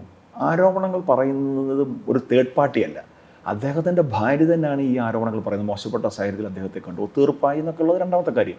നോക്കൂ, ഇതൊന്നും രാഷ്ട്രീയ ആരോപണങ്ങളല്ല. നമ്മൾ ഈ പൊതുപ്രവർത്തകർ പൊതുജീവിതത്തിൽ പാലിക്കേണ്ട ചില മര്യാദകളും ചില നീതിയുമുണ്ട്. അത് ചെയ്യാൻ പൊതുപ്രവർത്തകർ ബാധ്യസ്ഥരാണ്. ഒരു സാധാരണക്കാരൻ ഒരാളാണെങ്കിൽ ഇതൊന്നും ആരും പരിശോധിക്കില്ല. ഇപ്പോൾ ഒരു കച്ചവടക്കാരൻ, ഒരു ബിസിനസ്സുകാരന്, അയാൾ തോന്നിയപാട് ജീവിക്കുന്നു, അത് ആരുടെ വിഷയമാണ്. പക്ഷേ ഒരു പൊതുപ്രവർത്തകൻ എന്ന് പറയുന്നത് രാഷ്ട്രത്തിൻ്റെ സമ്പത്താണ്. അദ്ദേഹത്തിന് വോട്ട് ചെയ്ത 50,000 പേരോ 55,000 പേരോ അല്ല, അദ്ദേഹം പ്രതിദാനം ചെയ്യുന്നത് ലക്ഷക്കണക്കിന് ആൾക്കാരെയാണ്. ആ മന്ത്രി വന്ന് പറയുകയാണ്, എന്നെ ഇതൊന്നും നോക്കേണ്ടത്, എൻ്റെ വ്യക്തിഗതത്തിലേക്ക് കടന്നു കയറേണ്ട, ഞാൻ ഞാൻ നല്ല പൊതുപ്രവർത്തകരാണ്, അതുകൊണ്ട് മതം പരിശോധിച്ചാൽ മതി. ഇതൊന്നും ശരിയല്ല. അപ്പോൾ ഇതൊന്നും രാഷ്ട്രീയ ആരോപണങ്ങളല്ല. പൊതുപ്രവർത്തകർ ജീവിതത്തിൽ ശീലിക്കേണ്ട ചില പഥ്യങ്ങളുണ്ട്. അത് ശീലിക്കാതെ വരുമ്പോഴാണ് നേരത്തെ അനു ചോദിച്ച ചോദ്യം വരുന്നത് പ്രസക്തമാണ്. ഏത് ചോദ്യം? പുതിയ തലമുറയിലെ കുട്ടികൾക്ക് രാഷ്ട്രീയക്കാരെന്ന് പറയുമ്പോൾ വെറുപ്പാണ്, ഇവന്മാരെന്തോ കള്ളന്മാരാണെന്ന് ചിന്തിക്കുന്നത്. ഇപ്പം നമ്മളൊക്കെ രാഷ്ട്രീയക്കാരെന്ന് പറയുമ്പോൾ അയാൾ ചുമ്മാ, ഇതൊക്കെ ചിന്തിക്കുന്നത്. ഇത് മാറണം. ഇത് മാറിയിട്ട് രാഷ്ട്രീയത്തിലേക്ക് യൂത്ത് വരണം. പുതിയ ജെൻസി കുട്ടികൾ, 2K കിഡ്സ്, ഇവരൊക്കെ വരണം. ഇവരൊക്കെ വന്നെങ്കിൽ മാത്രമേ നമ്മുടെ രാഷ്ട്രത്തിന് ഭാവി ഉണ്ടാകത്തുള്ളൂ. നോക്കൂ, പ്രധാനമന്ത്രി മുന്നോട്ട് വെച്ചിരിക്കുന്നത് എന്താണ്? വികസിത ഭാരത്. 2047 നമ്മുടെ രാജ്യം ഒരു വികസിത രാഷ്ട്രമായി മാറണമെന്നുണ്ടെങ്കിൽ കൂടുതൽ ചെറുപ്പക്കാർ രാഷ്ട്രീയത്തിലേക്ക് വരണം. അതിന് ഇതേപോലുള്ള കളകൾ, മാലിന്യങ്ങൾ, മലീമസമായപ്പെട്ടിരിക്കുന്ന സംഭവങ്ങൾ ഇതൊക്കെ തൂത്ത് നീക്കി നല്ല ഒരു പോസിറ്റീവ് പൊളിറ്റിക്സ് കൊണ്ടുവരണം. ഗണേഷ് കുമാർ പറഞ്ഞൊരു കാര്യം, ശ്രീലേഖയ്ക്ക് VV രാജേഷിനോട് അസൂയാണ്, അസൂയ മൂത്തവരിയ്ക്കുകയാണ് എന്ന് പറഞ്ഞു. ഞാൻ അതുമായിട്ട് ബന്ധപ്പെട്ടല്ല കണക്ട് ചെയ്യുന്നത്. പൊതുവേ ഇപ്പോൾ ഒരു കേഡർ പാർട്ടി സ്വഭാവമുള്ള BJPക്കിടയിൽ തന്നെ ഗ്രൂപ്പുകളുണ്ട്, ഉൾപോരുകളുണ്ട് എന്നുള്ളൊരു ആരോപണം പരക്കെയുണ്ട്. സ്വാഭാവികമായിട്ടും ഇപ്പോൾ മറ്റ് പാർട്ടികൾ, പ്രത്യേകിച്ചും കോൺഗ്രസ് പോലുള്ള പാർട്ടികൾ നടക്കുന്ന ഉൾപോര് നമുക്ക് ജനങ്ങൾക്ക് മനസ്സിലാക്കാം. ജനങ്ങൾ പോലും അതിന് വലിയൊരു കാര്യമായിട്ട് എടുക്കാറില്ല ഇപ്പോൾ. പക്ഷേ കേഡർ സ്വഭാവമുള്ള BJPയിൽ അത്തരത്തിലുള്ള ഉൾപോരുകൾ ഉണ്ടാകുമ്പോൾ അത് ജനം സൂക്ഷ്മമായി അതിനെ വിശകലനം ചെയ്യും. എന്തുകൊണ്ട് അങ്ങനെ സംഭവിക്കുന്നു എന്ന് അതിനെക്കുറിച്ചുള്ള ചിന്തകളും ചർച്ചകളും വരും. അല്ല, നോക്കൂ, ഇതിനകത്ത് ശ്രീലേഖ മാഡം തന്നെ അത് കൃത്യമായിട്ട് ക്ലാരിഫൈ ചെയ്തിട്ടുണ്ട്. ശ്രീലേഖ മാഡം തന്നെ പറഞ്ഞിട്ടുണ്ട്, മാഡത്തിന് അതിൻ്റെ വാക്ക് കടമെടുത്തു കഴിഞ്ഞാൽ, ഞാൻ BJP രാഷ്ട്രീയം വന്നിട്ട് 1.5 വർഷമായിട്ടുള്ളൂ, ഞാനിത് പഠിച്ചുകൊണ്ടിരിക്കുകയാണ്, അപ്പോൾ എനിക്ക് കൂടുതൽ രാഷ്ട്രീയം എനിക്ക് വശമില്ല എന്ന് അവർ തന്നെ പറഞ്ഞിട്ടുണ്ട്. പിന്നെ ശ്രീലേഖ മാഡം എന്തുകൊണ്ടും തിരുവനന്തപുരം മേയറാകാൻ യോഗ്യതയുള്ള ഒരു വനിത തന്നെയാണ്, ഒരു അത്രയ്ക്ക് സ്കിൽഡായിട്ടുള്ള ഒരു വനിത തന്നെയാണ്. പക്ഷേ പാർട്ടി പരിശോധിച്ച സമയത്ത് മുഴുവൻ സമയം കൊടുത്തുകൊണ്ട് തിരുവനന്തപുരം കോർപ്പറേഷനെ സേവിക്കാൻ സാധിക്കുന്ന അല്ലെങ്കിൽ രാഷ്ട്രീയ പരിചയമുള്ള PV രാജശേഖരനെ പോലുള്ള ഒരു മേയർ വരണം എന്നുള്ളത് പാർട്ടി തീരുമാനമാണ്. അർഹതപ്പെട്ടവരാണ് ഇവരെല്ലാവരും. ഞങ്ങളുടെ 50 കൗൺസിലർമാരും ഇതിന് അർഹതയുള്ള ആൾക്കാരാണ്. അപ്പം പക്ഷെ പാർട്ടി എടുത്ത തീരുമാനം ഇതാണ്. അപ്പോൾ അതിനു മുമ്പ് അഭിപ്രായങ്ങളുണ്ടാകാം. എനിക്ക് അവിടെ നിന്ന് ആഗ്രഹിക്കാം, ആർക്കും ആഗ്രഹിക്കാം. പക്ഷേ എന്താണോ പാർട്ടി ഡിസിഷൻ, ആ ഡിസിഷനൊപ്പം മുന്നോട്ട് പോകുക എന്നുള്ളതാണ്. അത് തന്നെയാണ് അത് എടുത്ത തീരുമാനം. അല്ലാതെ ശ്രീലങ്കമ്മയുടെ നമ്മളെ വിട്ടുപോയിട്ടുണ്ടോ? ഒന്നുമില്ല. ശ്രീലങ്കമ്മയുടെ കഴിഞ്ഞ ദിവസം വട്ടിയൂർക്കാവിൽ ഇലക്ഷൻ ക്യാമ്പയിന് തുടക്കം കുറിച്ചുകൊണ്ട് താവര വരച്ചു അല്ലേ? അതൊക്കെ നടക്കുന്നുണ്ട്. അപ്പോൾ ഇതൊക്കെ വെറുതെ ഇങ്ങനെ ആൾക്കാർ പറയുന്നത് BJP എന്തോ ഗ്രൂപ്പീസമാണ് വിഷയം. BJP ഒരു ഗ്രൂപ്പീസുമില്ല. ഞങ്ങളെ സംബന്ധിച്ച് ഞങ്ങൾക്ക് ഒരു കാഴ്ചപ്പാടേ ഉള്ളൂ. ഞങ്ങൾക്ക് അധികാരമൊന്നുമില്ല കേരളത്തിൽ. ഞങ്ങൾക്ക് കേരളത്തിൽ അധികാരത്തിലേക്ക് വരണം. അധികാരത്തിലേക്ക് വന്നു പറഞ്ഞാൽ ഞങ്ങൾക്കൊന്നും സാധിക്കാനില്ല. ഈ കേരളത്തിൻ്റെ ദുരവസ്ഥ എല്ലാം മാറ്റി എഴുതണം. കേരളത്തിനെ ഒരു വികസിത കേരളമാക്കി മാറ്റാൻ അതാണ്. അല്ലാതെ വെറുതെ ഇങ്ങനെ ആൾക്കാർ പറയുന്നത് ഗ്രൂപ്പീസ് ഉണ്ടെന്നുണ്ട്. നോക്കൂ, VV രാജേഷിനെ പറ്റി ആർക്കും ഒരു പരാതിയില്ലേ? എത്ര നല്ല മേയറാണ് അല്ലേ? ഞങ്ങളെ എതിർക്കുന്നവർ പോലും ഇന്ന് പറയുകയാണ് ഇതേപോലൊരു മേയറാണ് തലസ്ഥാനത്തിന് വേണ്ടത്. അപ്പം തിരുവനന്തപുരത്ത് ഞങ്ങൾക്ക് അധികാരം കിട്ടിയപ്പോൾ ഉണ്ടായ മാറ്റം നോക്കൂ. കേരളം മുഴുവൻ BJPയിലേക്ക് അധികാരം കിട്ടുന്ന സാഹചര്യം ഉണ്ടായ ഒന്ന് ജനങ്ങൾ മാറി ചിന്തിക്കാൻ തയ്യാറായാൽ എന്തു വലിയ മുന്നേറ്റമായിരിക്കും ഈ സംസ്ഥാനത്തിലുണ്ടാകുന്നത്. ഒന്ന് രാജ്യം ഭരിക്കുന്ന ഗവൺമെൻറ്റിൻ്റെ അകമഴിഞ്ഞ പിന്തുണ, ഈ നമ്മുടെ സംസ്ഥാനത്തിൻ്റെ ധാരാളം ഡെവലപ്മെൻറ്റ് ഇഷ്യൂസ്, ഇതൊക്കെ പരിഹാരം ഉണ്ടാക്കാൻ പറ്റും. ഒരു കാര്യം ഞാൻ പറയാം. ഇപ്പം വിളിച്ചില്ല എന്ന് പറഞ്ഞ് ഇന്ന് മുഹമ്മദ് റിയാസിൻ്റെ പരിവേദനങ്ങളുണ്ടല്ലോ. നോക്കൂ, ഇന്ന് പ്രധാനമന്ത്രി പങ്കെടുത്ത മറ്റൊരു പരിപാടിയുണ്ട്. ധീവര സഭയുടെ, അതായത് നമ്മുടെ കടലിൻ്റെ മക്കളുടെ സംസ്ഥാന സുവർണ്ണ ജൂബിലി സംഗമത്തിൽ അദ്ദേഹം പങ്കെടുത്തു. എത്രയോ കാലമായിട്ട്, ഇപ്പോൾ കരുനാഗപ്പള്ളി എന്നാണ് ഞാൻ വരുന്നത്. കരുനാഗപ്പള്ളി എന്ന് പറഞ്ഞാൽ ഒരു തീരദേശ മണ്ഡലമാണ്. എത്രയോ കാലമായിട്ട് ജനങ്ങൾ പറയുന്ന ഒരു പുലിമുട്ട് വേണം, ഒരു മറൈൻ ആംബുലൻസ്, മെച്ചപ്പെട്ട സൗകര്യങ്ങളുള്ള ആശുപത്രി. ഇതൊന്നും ഇവർ സാധിച്ചു കൊടുക്കുന്നില്ല. എന്നിട്ട് പറയുകയാണ് വികസനത്തിന് വോട്ട് ചെയ്യാൻ. തുടരും, ഒരാൾ പറയുന്നത് തുടരും, മറ്റൊരാൾ പറയുന്നത് എന്താണ് വേറെന്തോ, എന്താണ് ഞാൻ വിട്ടുപോയി, പുതുയുഗം രചിക്കാൻ വോട്ട് ചെയ്യുക.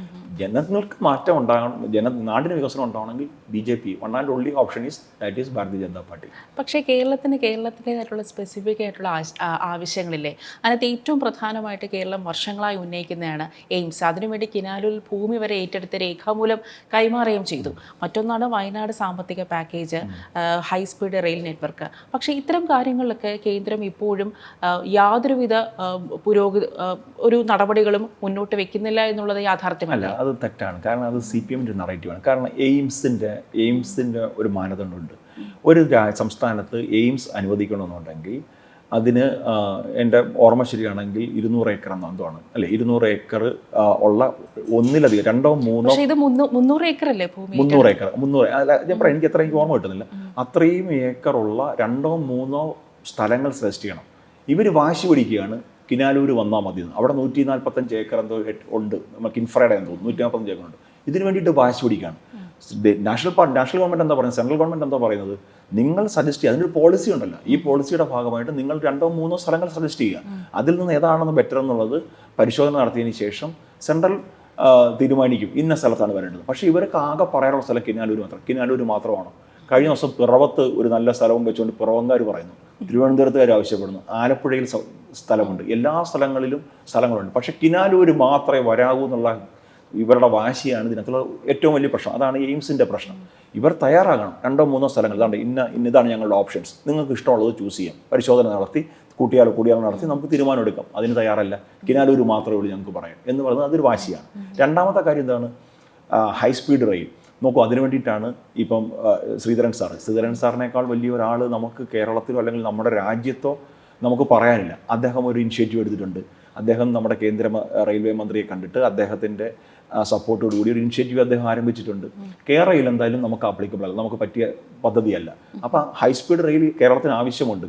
നോക്കൂ, നാഷണൽ ഹൈവേ ഇപ്പോഴാണ് വന്നത്, 15-20 വർഷം മുമ്പ് പണി തീർക്കേണ്ടതാണ്. ഇന്ന് തിരുവനന്തപുരത്തു നിന്ന് നമുക്ക് ഈ എറണാകുളത്ത് വരാൻ ഇന്ന് എത്ര സമയം എടുക്കുന്നുണ്ട്? ഈ നാഷണൽ ഹൈവേ ഒരു 10 വർഷം മുമ്പ് പണിഞ്ഞായിരുന്നെങ്കിലോ ഈ പ്രശ്നമില്ല. അപ്പോൾ ഹൈസ്പീഡ് റെയിൽ എന്തായാലും നമുക്ക് കിട്ടും, അതിനകത്തൊരു പ്രശ്നമില്ല.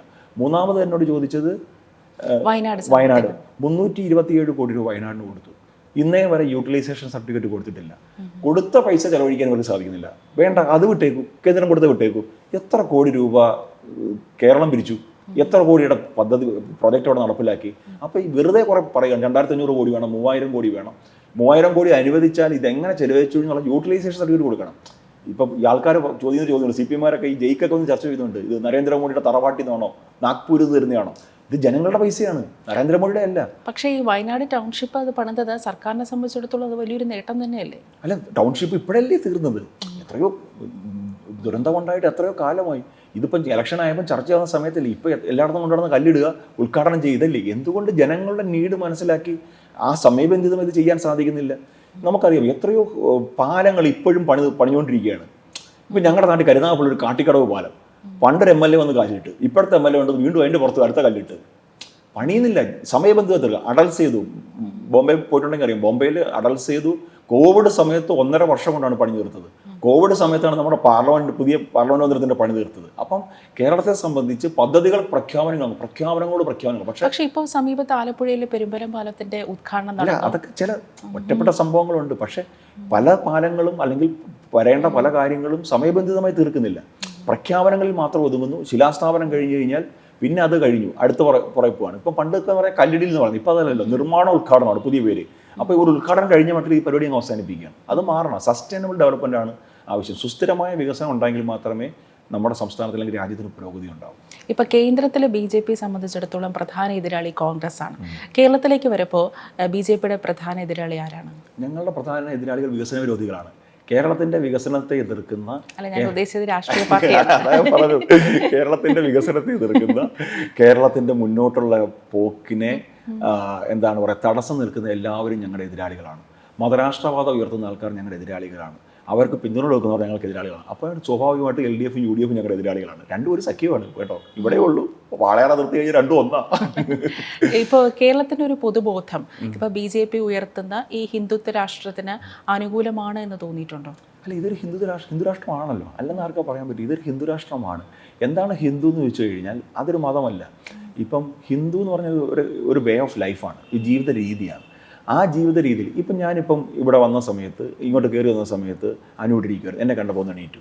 അത് നമ്മളുടെ ഒരു സംസ്കാരത്തിൻ്റെ ഭാഗമാണ്. ഇതേപോലുള്ള ധാരാളം സംസ്കാരമുള്ള അല്ലെങ്കിൽ ഇത്തരത്തിലുള്ള ചിന്താഗതികളുള്ള ഒരു ജീവിത രീതിയാണ് ഹിന്ദുത്വം എന്ന് പറയുന്നത്. അല്ലാതെ ഹിന്ദു എന്ന് പറയുന്നത് ഒരു മതത്തിൻ്റെ പെർസ്പെക്റ്റീവിലേക്ക് ചുരുക്കാൻ ശ്രമിക്കുമ്പോഴാണ് അയ്യോ ഇത് വേണ്ട മുസ്ലിങ്ങൾക്കെതിരാണ് ഇതാണ് പറയുന്നത്. നമുക്ക് രാജ്യം ഭരിക്കുന്ന നരേന്ദ്രമോദി സർക്കാർ 11 വർഷമായി. ഞങ്ങൾ ഹിന്ദുത്വ പാർട്ടിയാണെന്നല്ലോ ഇവർ പറയുന്നത്, വെച്ചാൽ ഹിന്ദു മത പാർട്ടിയാണെന്നാണല്ലോ പറയുന്നത്. ഏതെങ്കിലും ഒരു പദ്ധതി അതിന് കാണിക്കാൻ പറ്റുമോ ഹിന്ദുക്കൾക്ക് വേണ്ടിയിട്ട് മാത്രമെന്ന്? ഒരു പദ്ധതി, ഈ പദ്ധതിയിലെ അപേക്ഷകർ ഹിന്ദുക്കൾ മാത്രമേ ആകാവൂ, മുസ്ലിങ്ങളും ക്രിസ്ത്യാനികളും അപേക്ഷിക്കരുത്, അല്ലെങ്കിൽ ഹിന്ദു, അങ്ങനെ ഒരു പദ്ധതി നമ്മുടെ രാജ്യത്തുണ്ടോ? ഒന്നുമില്ല. 140 കോടി ജനങ്ങളെയും ഒരേപോലെ കണ്ടാണ് കിസാൻ സമ്മാൻ ഓരോ പദ്ധതി എടുത്ത് പഠിച്ചു. ആയുഷ്മാൻ ഭാരത് ഹിന്ദുക്കൾക്ക് വേണ്ടിയിട്ട് മാത്രം, വെള്ളം സൗജന്യ കുടിവെള്ളം കൊടുത്തത് ഹിന്ദുക്കൾക്ക് വേണ്ടിയിട്ടാണ്, വൈദ്യുതി കൊടുക്കുന്നു. അപ്പോൾ ഓരോ പദ്ധതിയും ഈ രാജ്യത്തെ 140 കോടി ജനങ്ങൾക്കാണ്. പിന്നെ ഇവരുടെ നറേറ്റീവ് ഉണ്ടാക്കും BJPയെ ജനങ്ങളിൽ നിന്ന് അകറ്റി നിർത്താൻ. കാരണം മുസ്ലിം സഹോദരങ്ങളെ സംബന്ധിച്ച് പെട്ടെന്ന് ഇവർക്ക് ഭയപ്പാടുണ്ടാക്കുക. പൗരത്വ ഭേദഗതി നിയമം സമയത്തുണ്ടാകും. എന്തുമാത്രം റാലിയ CPM കോൺഗ്രസ് നടത്തി, എന്തൊക്കെ പറഞ്ഞത്. ഈ രാജ്യത്തുള്ള മുഴുവൻ മുസ്ലിങ്ങളെയും പാകിസ്ഥാനിലോട്ട് കയറ്റിവിടാൻ പോകുന്നില്ലേ പറഞ്ഞത്. ഒരു പൗരന് പൗരത്വം നഷ്ടപ്പെട്ടോ? ഒന്നുമില്ല. അപ്പം ഇവർ വെറുതെ പറയുകയാണ് ഞങ്ങൾ എന്തോ ഹിന്ദു രാഷ്ട്രീയം അല്ലെങ്കിൽ എന്താണ് ഹിന്ദുത്വം അടിച്ചേൽപ്പിക്കാൻ ശ്രമിക്കണം. അതൊന്നുമില്ല. അതൊക്കെ വെറുതെ പറഞ്ഞൊരു നറേറ്റീവാണ്, ഇവരുടെ നറേറ്റീവ്സാണ്. പക്ഷേ ചില നറേറ്റീവുകൾ കാണുമ്പോൾ നമുക്ക് ചില സംശയങ്ങൾ, അതായത് ആൾക്കാരുടെ ഇടയിൽ ചില ഇൻസെക്യൂരിറ്റീസ് തോന്നിപ്പോകാം. പ്രത്യേകിച്ച് ഇപ്പോൾ സമീപകാലത്ത് റിലീസായ കേരള സ്റ്റോറി എന്നുള്ളൊരു സിനിമ, ആ സിനിമയ്ക്ക് സെൻസർ ബോർഡ് യാതൊരുവിധ പ്രശ്നങ്ങളും ഉണ്ടാകുന്നില്ല. അതേസമയം ചില സിനിമകൾക്ക്, ഇപ്പോൾ ഷെയ്ൻ നിഗത്തിൻ്റെ ഇപ്പോൾ ഹാല് പോലുള്ള സിനിമകൾക്ക് അതിനകത്ത് ബീഫ് കഴിക്കുന്നു, ആ ഒരു രംഗം വെട്ടിക്കളയണമെന്ന് പറഞ്ഞ് സെൻസർ ബോർഡ് ഇടപെടുന്നു. പക്ഷേ ഇവിടെ ബീഫ് കുത്തിക്കയറ്റുന്ന രംഗമുണ്ട്. അങ്ങനെ സത്യം പറഞ്ഞാൽ മതവികാരത്തെ വ്രണപ്പെടുത്തുന്ന നിരവധി രംഗങ്ങളുണ്ട്. അത്തരം സിനിമകൾക്ക് സെൻസർ ബോർഡ് യാതൊരുവിധ പ്രശ്നങ്ങളും ഉണ്ടാക്കാതെ ക്ലിയറൻസ് കൊടുക്കുന്നു. അപ്പം അത്തരം ചില നെറേറ്റീവുകൾ കാണുമ്പോൾ, പ്രത്യേകിച്ച് സിനിമ പോലുള്ള ഇത്തരം ആൾക്കാരെ ഇൻഫ്ലുവൻസ് ചെയ്യാൻ പവറുള്ള ഒരു മീഡിയത്തിൽ നിന്ന് ഇത്തരം സിനിമകൾ വരുമ്പോൾ ആൾക്കാരുടെ ഇടയിൽ ചില ഇൻസെക്യൂരിറ്റീസ് ഉണ്ടാകുന്ന സ്വാഭാവികമല്ലേ? കേരള സ്റ്റോറി, ഞാൻ ആ സിനിമ കേരള സ്റ്റോറി 2 ഞാൻ കണ്ടിട്ടില്ല. കേരള സ്റ്റോറി എന്ന് പറയുന്നത് ഇപ്പോൾ റിലീസായ സിനിമ, അത് കേന്ദ്ര ഗവൺമെന്റ് നിർമ്മിച്ച ഒരു സിനിമയല്ല, BJP പാർട്ടി നിർമ്മിച്ച സിനിമയല്ല. ഞാൻ പറയാം, അത് നമ്മുടെ രാജ്യത്തുള്ള ഒരു നിർമ്മാണ കമ്പനി അവർ ചെയ്ത ഒരു സിനിമയാണ്. ആ സിനിമയാണ് അത്. നോക്കൂ, കേരള സ്റ്റോറി എന്ന് നമ്മൾ പറയുന്ന സമയത്ത് ചില സംഭവങ്ങൾ, ഇൻസിഡൻസ് കേരളത്തിൽ ഉണ്ടായിട്ടുണ്ട്. നമ്മൾ അതൊന്നും നടന്നിട്ടേ ഇല്ല. സമത്വ സുന്ദര ഭൂമിയാണ് കേരളം എന്ന് പറഞ്ഞാൽ ജനങ്ങൾ വിശ്വസിക്കില്ല. കാരണം വലിയ തോതിൽ മതമാറ്റം കേരളത്തിൽ നടന്നിട്ടുണ്ട്. നിഷേധിക്കാൻ സാധിക്കുമോ? നടന്നിട്ടുണ്ട്. എത്രയോ ആൾക്കാർ നമ്മുടെ കേരളത്തിൽ നിന്ന് ISI ചേരാൻ പോയിട്ടില്ലേ? അങ്ങനെ പോയ പല പെൺകുട്ടികളും ഇന്നും അവിടെ ജയിലിലും അവിടെ ഇവിടെയൊക്കെ കിടക്കുകയാണ്. വലിയ ക്രൂരമായ പീഡനത്തിന് ഇരയായിട്ടുണ്ട്. ഒരു പെൺകുട്ടി ആത്മഹത്യ ചെയ്ത സാഹചര്യമുണ്ട്, വീട്ടിൽ അടയ്ക്കപ്പെട്ട ആത്മഹത്യ ചെയ്ത സാഹചര്യമുണ്ട്. അപ്പം ധാരാളം സാഹചര്യമുണ്ട്. എനിക്ക് ബീഫ് കൊടുത്തോന്നൊന്നും എനിക്കറിയത്തില്ല, ഞാൻ കണ്ടിട്ടില്ല. പക്ഷേ ഈ കേരള സ്റ്റോറിയിൽ പറയുന്ന ഒരു പൊതുവായ ചില കാര്യങ്ങൾ പരിശോധിക്കുമ്പോൾ അത്തരത്തിലുള്ള ധാരാളം ഇൻസിഡൻസ് കോട്ട് ചെയ്യാൻ കേരളത്തിൽ ഉണ്ടായിട്ടുണ്ട്. അപ്പം അത് വിളിച്ചു പറയുന്ന സമയത്ത് ചില ആൾക്കാർക്ക് വിഷമമുണ്ടാകും. ഞങ്ങൾ ഇന്നേ വരെ ഒരാളുടെ ആവിഷ്കാര സ്വാതന്ത്ര്യത്തിന് എതിരിക്കാൻ ഞങ്ങൾ പോയിട്ടില്ല. എമ്പുരാൻ സിനിമ ഇറങ്ങി ഇല്ലേ, ഞങ്ങളെ ചരിത്രം വളച്ചൊടിച്ച് ഒരു ഭാഗത്തെ മാത്രം ബ്ലെയിം ചെയ്തുകൊണ്ട് പോയൊരു സിനിമയാണ്. ഞങ്ങൾ അതിനെതിരെ പ്രതിഷേധം നടത്താനോ തിയേറ്റർ കത്തിക്കാനോ തിയേറ്ററിൽ നിന്ന് സിനിമ കാണുന്നവരെ ഇറക്കി വിടാനോ ഞങ്ങൾ പോയിട്ടില്ല. ആരെങ്കിലും പോയിട്ടുണ്ടോ? BJP ഒരാൾ പോലും പോയിട്ടില്ല. അത് അവരുടെ ആവിഷ്കാര സ്വാതന്ത്ര്യമാണ്. പക്ഷേ ഞങ്ങൾ എതിർപ്പ് പറയും. പക്ഷേ സെൻസർ ബോർഡിന്റെ ഇടപെടൽ വരുമ്പോൾ ആൾക്കാർക്കിടയിൽ സംശയങ്ങൾ തോന്നാം. മാത്രമല്ല ഈ സിനിമയുമായി ബന്ധപ്പെട്ടുള്ള അണിയറ പ്രവർത്തകർ ഈ ഇരകളെ കാണിച്ചുകൊണ്ടാണ് ഇതിന്റെ പ്രൊമോഷണൽ ആക്ടിവിറ്റീസിൽ പങ്കെടുത്തത്. ആ ഇരകളിൽ ഒരൊറ്റ ആൾ പോലും കേരളത്തിൽ നിന്നുണ്ടായിട്ടുണ്ടായിരുന്നില്ല. അല്ല, അത് ആ സിനിമ വിജയിപ്പിക്കാനായിട്ടുള്ള അവരുടെ ചില കാര്യങ്ങളായിട്ട് പ്രൊമോഷൻസ് മാത്രമായിട്ട് നമ്മൾ കണ്ടാൽ. പക്ഷേ അതിനെ കണക്ട് ചെയ്യുന്ന പല ഇൻസിഡൻസും കേരളത്തിലുണ്ടായിട്ട്. ഇപ്പോൾ എറണാകുളം മഹാരാജാസ് പഠിച്ചൊരു കുട്ടിയുടെ കഥ ഈ സിനിമയായിട്ട് റിലേറ്റ് ചെയ്ത് കഴിഞ്ഞ ദിവസം പുറത്ത് വരുന്നത് നമ്മൾ കണ്ട ഒരു പെൺകുട്ടി ആത്മഹത്യ ചെയ്തൊരു സാഹചര്യമാണ്. അഖില ഫാദിയ നമ്മൾ കണ്ടാണ്. എത്രയോ പെൺകുട്ടികൾ രക്ഷപ്പെട്ടു എന്ന്. അതായത് ഈ പറഞ്ഞ മതം മാറ്റത്തിന്, ഈ പറഞ്ഞ പ്രണയത്തിലകപ്പെട്ട്, അല്ലെങ്കിൽ ഈ പറഞ്ഞ ലവ് ജിഹാദിലകപ്പെട്ട് വിവാഹം കഴിച്ചു പോയതിന് ശേഷം മതം മാറ്റം ഉണ്ടായി, അവിടെ ക്രൂര പീഡനങ്ങൾ നേരിട്ടതിന് ശേഷം രക്ഷപ്പെട്ടു വന്നതിന് ശേഷം കൗൺസിലിങ്ങിനൊക്കെ വിധേയം എത്രയോ കുട്ടികൾ വന്ന് അവരുടെ അനുഭവ സാക്ഷി നടത്തി. എത്രയോ കുട്ടികൾ വിളിച്ചു പറഞ്ഞ സാഹചര്യമുണ്ട്. കേരളത്തിൽ ഇതൊക്കെ ഉണ്ടാകുന്നുണ്ട്. ഇല്ല എന്ന് പറഞ്ഞാൽ അത് നമുക്ക് അങ്ങനെ കണ്ണടച്ചങ്ങ് അതിനെ അങ്ങ് പ്രോത്സാഹിപ്പിക്കില്ല. കേരളത്തിൽ ഇപ്പോൾ BJP ജയിച്ച സാഹചര്യങ്ങൾ, ഇപ്പോൾ ലോക്സഭയിലാണെങ്കിലും തദ്ദേശ തെരഞ്ഞെടുപ്പിലാണെങ്കിലും ജയിച്ച സാഹചര്യങ്ങളിൽ CPM സ്ഥാനാർത്ഥിയുടെയും അതുപോലെ തന്നെ LDF സ്ഥാനാർത്ഥിയുടെയും UDF സ്ഥാനാർത്ഥിയുടെയും വോട്ടിൽ കാര്യമായിട്ടുള്ള കുറവ് വന്നിട്ടുണ്ടായിരുന്നു. അത് എങ്ങനെ സംഭവിച്ചു? അതിൻ്റെ കാരണം എന്താണെന്ന് ജയിച്ച സ്ഥലങ്ങളുടെ കാര്യമാണ് ചോദിക്കുന്നത്. നമുക്ക് കേരളത്തിൽ വളരുന്ന ഏക രാഷ്ട്രീയ പാർട്ടി BJP ആണ്. 2004-05 സമയത്തൊക്കെ ഇപ്പം ഞാൻ ചില കാര്യം ഒരു ഉദാഹരണം പറഞ്ഞുതരാം. ഇപ്പം ഞങ്ങളുടെ നാട്ടിലൊരു ചേട്ടനുണ്ട്, അജയ് ഘോഷ് പറഞ്ഞിട്ട്. ഈ ചേട്ടൻ വിളിക്കുന്ന പേരെന്ന് അറിയോ? അദ്വാനി എന്ന് വിളിക്കുന്നത്. കളിയാക്കി വിളിക്കുന്നതാണ്. കാരണം അന്ന് അങ്ങേര് മാത്രമേ ഉള്ളൂ BJP-കാരൻ. വേറൊരു ചേട്ടനുണ്ട്, ഗോപിച്ചേട്ടൻ. അദ്ദേഹത്തെ വിളിക്കുന്ന അറിയോ? മാരാർജി എന്ന് വിളിക്കുന്നത്. കാരണം അന്ന് ആ നാട്ടിൽ അദ്ദേഹം മാത്രമേ ഉള്ളൂ. 50 വോട്ട് പിടിക്കാൻ നോമിനേഷൻ കൊടുത്ത പാർട്ടിയാണ് BJP-കാർ. 51 വോട്ട് കിട്ടി ചിന്തിക്കുകയാണ്, അയ്യോ ഒരു വോട്ടോളം അധികം കിട്ടി, ഇത് ആര് ചെയ്തത് പിന്നെ അന്വേഷണമാണ്. തോക്കാനായിട്ട് ഏറ്റവും കൂടുതൽ തോറ്റിട്ടുള്ള ആര് കേരളത്തിൽ? BJP-കാരാണ്. ഇപ്പോഴാണ് BJP ജയിച്ചു തുടങ്ങിയത്. ജയിച്ചു തുടങ്ങിയ സമയത്ത് എന്താണ്, കേരളത്തിൽ ഏറ്റവും കൂടുതൽ വോട്ടിംഗ് പെർസെൻറ്റേജ് വർദ്ധിച്ചുകൊണ്ടിരിക്കുന്ന BJP-ക്ക് മാത്രമാണ്. ഞങ്ങൾ 4% വോട്ട് പിടിച്ച സമയമുണ്ട്, 3% പിടിച്ച സമയമുണ്ട്, 10%, 15%, 20%. ഇപ്പം ഞങ്ങളുടെ അവിടെ കൊല്ലം ജില്ലയിൽ ഇപ്പം ഞങ്ങൾ 22% വോട്ട് പിടിച്ചു. ഇപ്പം പല മണ്ഡലങ്ങളിലും ഞങ്ങൾ 40,000 നിയർ ബൈ വോട്ട് പിടിക്കുന്ന സാഹചര്യം ഉണ്ടായി. ആലപ്പുഴ ലോക്സഭ വലിയ മുന്നേറ്റം ഉണ്ടാക്കി. തൃശ്ശൂർ ഞങ്ങൾ ജയിച്ചു. തിരുവനന്തപുരത്തും ആറ്റിങ്ങലും ഞങ്ങൾ ചെറിയ വോട്ടിനാണ് പരാജയപ്പെട്ടത്. അപ്പം കേരളത്തിൽ വളരുന്ന ഏക രാഷ്ട്രീയ പാർട്ടി BJP-ആണ്. അപ്പം BJP വളരുന്ന സമയത്ത് ഈ രണ്ട് മുന്നണികൾക്കും ദോഷം ഉണ്ടാകുന്നുണ്ട്. അവരുടെ വോട്ട് കൂടെ ഞങ്ങൾ എടുത്തുകൊണ്ടാണ് മുന്നോട്ട് പോയിക്കൊണ്ടിരിക്കുന്നത്. അതാണ് വോട്ടിംഗ് പെർസെൻറ്റേജ് അവർക്ക് കുറവ് വരുന്നത്. അപ്പോൾ ഇനി വരാൻ പോകുന്ന ഇലക്ഷനിൽ ആരാണ് BJP-യുടെ മുഖ്യമന്ത്രി സ്ഥാനാർത്ഥി? അല്ല, മുഖ്യമന്ത്രി സ്ഥാനാർത്ഥി ആര് എന്നുള്ളത് രണ്ടാമത്തെ കാര്യമാണ്. ആരാണ് ലീഡ് ചെയ്യുന്നത്? ഇപ്പോൾ മുഖ്യമന്ത്രി ആകുമോ എന്നുള്ളത്, ഇപ്പം പിണറായി വിജയൻ മുഖ്യമന്ത്രി എന്ന് പിണറായി വിജയൻ പറയുന്നു 110 സീറ്റ് പിടിക്കുന്നു പറയുന്നത്. VD സതീശൻ പറയുന്നത് കോൺഗ്രസ് അധികാരത്തിൽ വരും, VD സതീശൻ മുഖ്യമന്ത്രി ആവണമെന്ന് ആഗ്രഹിക്കുന്നു. VD സതീശനല്ല, KC വേണുഗോപാൽ ആവാൻ വേണ്ടിയിട്ട് അദ്ദേഹം ഈ പറഞ്ഞ പോലെ എന്താണ് വീട്ടിലെ അടുക്കളയിൽ പോയി സാധനങ്ങൾ ടെസ്റ്റ് ചെയ്യുന്നു. രമേശ് ചെന്നിത്തല മുഖ്യമന്ത്രി ആഗ്രഹിക്കുന്നു. കേരളത്തിൽ BJP-യുടെ തെരഞ്ഞെടുപ്പിനെ നയിക്കുന്നത് BJP-യുടെ സംസ്ഥാന അധ്യക്ഷൻ ശ്രീ രാജീവ് ചന്ദ്രശേഖറാണ്. രാജീവ് ചന്ദ്രശേഖരനെ ജനങ്ങൾ ഇന്ന് വിശ്വസിക്കുന്നു. രാജീവ് ചന്ദ്രശേഖരന് മാത്രമേ കേരളത്തിൻ്റെ വികസന കാര്യത്തിൽ എന്തെങ്കിലും ചെയ്യാൻ സാധിക്കൂ എന്നുള്ള ഒരു ചിന്താഗതി ജനങ്ങളിലേക്ക് വന്നിട്ടുണ്ട്. അതുകൊണ്ട് ഇന്ന് ഞങ്ങളെയൊക്കെ സംബന്ധിച്ച് താഴെത്തട്ടി പ്രവർത്തിക്കുന്ന ഞങ്ങളെപ്പോലുള്ളവരെ സംബന്ധിച്ച് ഈ പറഞ്ഞ ഹിന്ദുക്കൾ, നേരത്തെ ചോദിച്ചല്ല, ഹിന്ദുക്കൾ മാത്രമല്ല, മുസ്ലിങ്ങളായാലും ക്രിസ്ത്യൻസ് ആയാലും ഈ നാട്ടിലെ എല്ലാ വിഭാഗം ജനങ്ങളും രാജീവ് ചന്ദ്രശേഖരൻ്റെ ഒരു അപ്പോയിൻമെൻറ്റ് എടുത്ത് തരുമോ എന്ന് ചോദിച്ചാൽ വരുന്നത്. കാരണം അദ്ദേഹത്തെ സമീപിച്ചു കഴിഞ്ഞാൽ ന്യായമായ ആവശ്യങ്ങൾക്ക് റിസൾട്ട് ഉണ്ടാക്കാൻ സാധിച്ചെടുക്കാൻ സാധിക്കുന്ന ഒരു ചിന്താഗതിയിലേക്ക് ജനങ്ങൾ വന്നിട്ടുണ്ട്. അതുകൊണ്ട് ഞങ്ങളുടെ ഐക്കൺ, ഞങ്ങൾക്ക് മുമ്പിൽ വെക്കാനുള്ള ഞങ്ങളുടെ ബ്രാൻഡ് അംബാസിഡർ രാജീവ് ചന്ദ്രശേഖരൻ. അല്ല, കഴിഞ്ഞ തെരഞ്ഞെടുപ്പിൽ, നിയമസഭാ തെരഞ്ഞെടുപ്പിൽ ഈ ശ്രീധരനെ മുഖ്യമന്ത്രി സ്ഥാനാർത്ഥി എന്നുള്ള നിലയിൽ ഉയർത്തി കാണിച്ചിട്ടുണ്ടായിരുന്നു. പക്ഷേ എന്തുകൊണ്ടാണ് ഈ തെരഞ്ഞെടുപ്പിൽ അത്തരത്തിലൊരു മുഖ്യമന്ത്രി സ്ഥാനാർത്ഥി എന്നുള്ള രീതിയിൽ ഒരു ഫേസ് കാണിക്കാത്തതാണ്? ഞങ്ങൾ ഇലക്ഷൻ പ്രഖ്യാപിച്ചിട്ടില്ലല്ലോ. ഇലക്ഷൻ പ്രോസസ്സിലേക്ക് വരുന്ന സമയത്ത് ഇതിനെ ലീഡ് ചെയ്യുന്നത് ആരാണ്? ഇപ്പം നോക്കൂ, രാജീവേട്ടൻ പോയിട്ട് ധർമ്മടത്ത്, പിണറായി വിജയൻ്റെ മണ്ഡലത്തിൽ ധർമ്മടത്ത് പോയിട്ട് ഒരു അദാലത്ത് നടത്തി. എത്ര ജനങ്ങളാണ് വന്ന് കണ്ടില്ലേ? എത്രയോ ജനങ്ങൾ, 100 കണക്കിന് മനുഷ്യർ വന്ന് മറിയുകയാണ് മുഖ്യമന്ത്രിയുടെ മണ്ഡലത്തിൽ. അപ്പം കേരളം ആഗ്രഹിക്കുന്നു ഒരു വികസിത കേരളം യാഥാർത്ഥ്യമാകാൻ ശ്രീ രാജീവ് ചന്ദ്രശേഖർ മുന്നിൽ നിന്ന് നയിക്കണമെന്ന് കേരളം ആഗ്രഹിക്കുന്നു. വ്യക്തിപരമായി ഞാനും ആഗ്രഹിക്കുന്നു. മറ്റ് മുഖ്യമന്ത്രി സ്ഥാനാർത്ഥി ആരെന്നൊക്കെ തീരുമാനിക്കുന്നത് പാർട്ടിയാണ്. അദ്ദേഹം മത്സരിക്കുന്ന കാര്യം പോലും അദ്ദേഹം പറഞ്ഞിട്ടില്ല. ഞാൻ മത്സരിക്കുന്ന കാര്യത്തെ സംബന്ധിച്ച് പോലും അദ്ദേഹം ഒരു ഉറപ്പ് പറഞ്ഞിട്ടില്ല. ഉണ്ടാവും? ഇല്ല.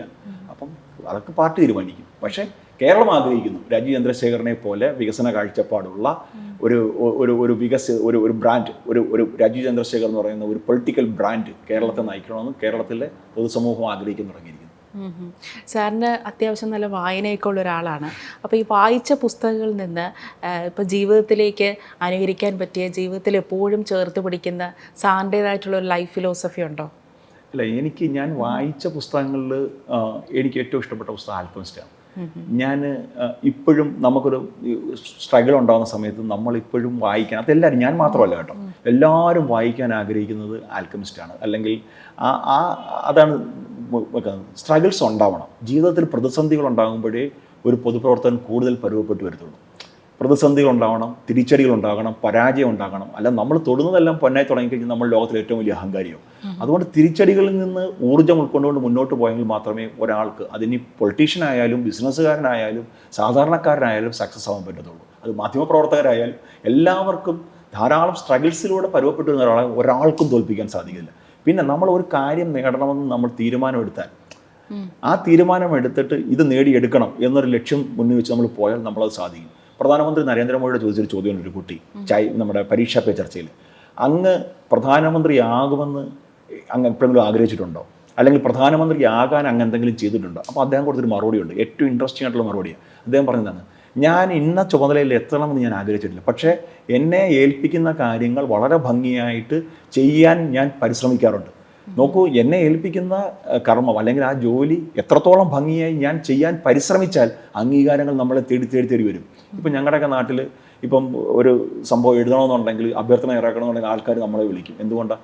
നമ്മളൊരാൾക്കൊരു സാധനം തയ്യാറാക്കി കൊടുക്കുമ്പോൾ അതിനകത്തൊരു കാമ്പുണ്ട്, കഴമ്പുണ്ട് എന്ന് ആൾക്കാർക്ക് ബോധ്യപ്പെടും. അതുകൊണ്ട് നമ്മൾ ഏറ്റെടുക്കുന്ന പ്രവർത്തനം ഭംഗിയായും വൃത്തിയായും അതിനോട് അർപ്പണബോധത്തോടും ചെയ്യാൻ ശ്രമിച്ചാൽ എല്ലാം തേടി വരും, എല്ലാ അംഗീകാരം നമ്മൾ തേടി വരും. ലക്ഷ്യം ഉണ്ടാവണം ജീവിതത്തിൽ, ആ ലക്ഷ്യം നേടിയെടുക്കാനുള്ള പരിശ്രമം ഉണ്ടാവണം. ഏതായാലും സാറിൻ്റെ ലക്ഷ്യങ്ങളെല്ലാം സാർ നേടിയെടുക്കട്ടെ. Thank you sir.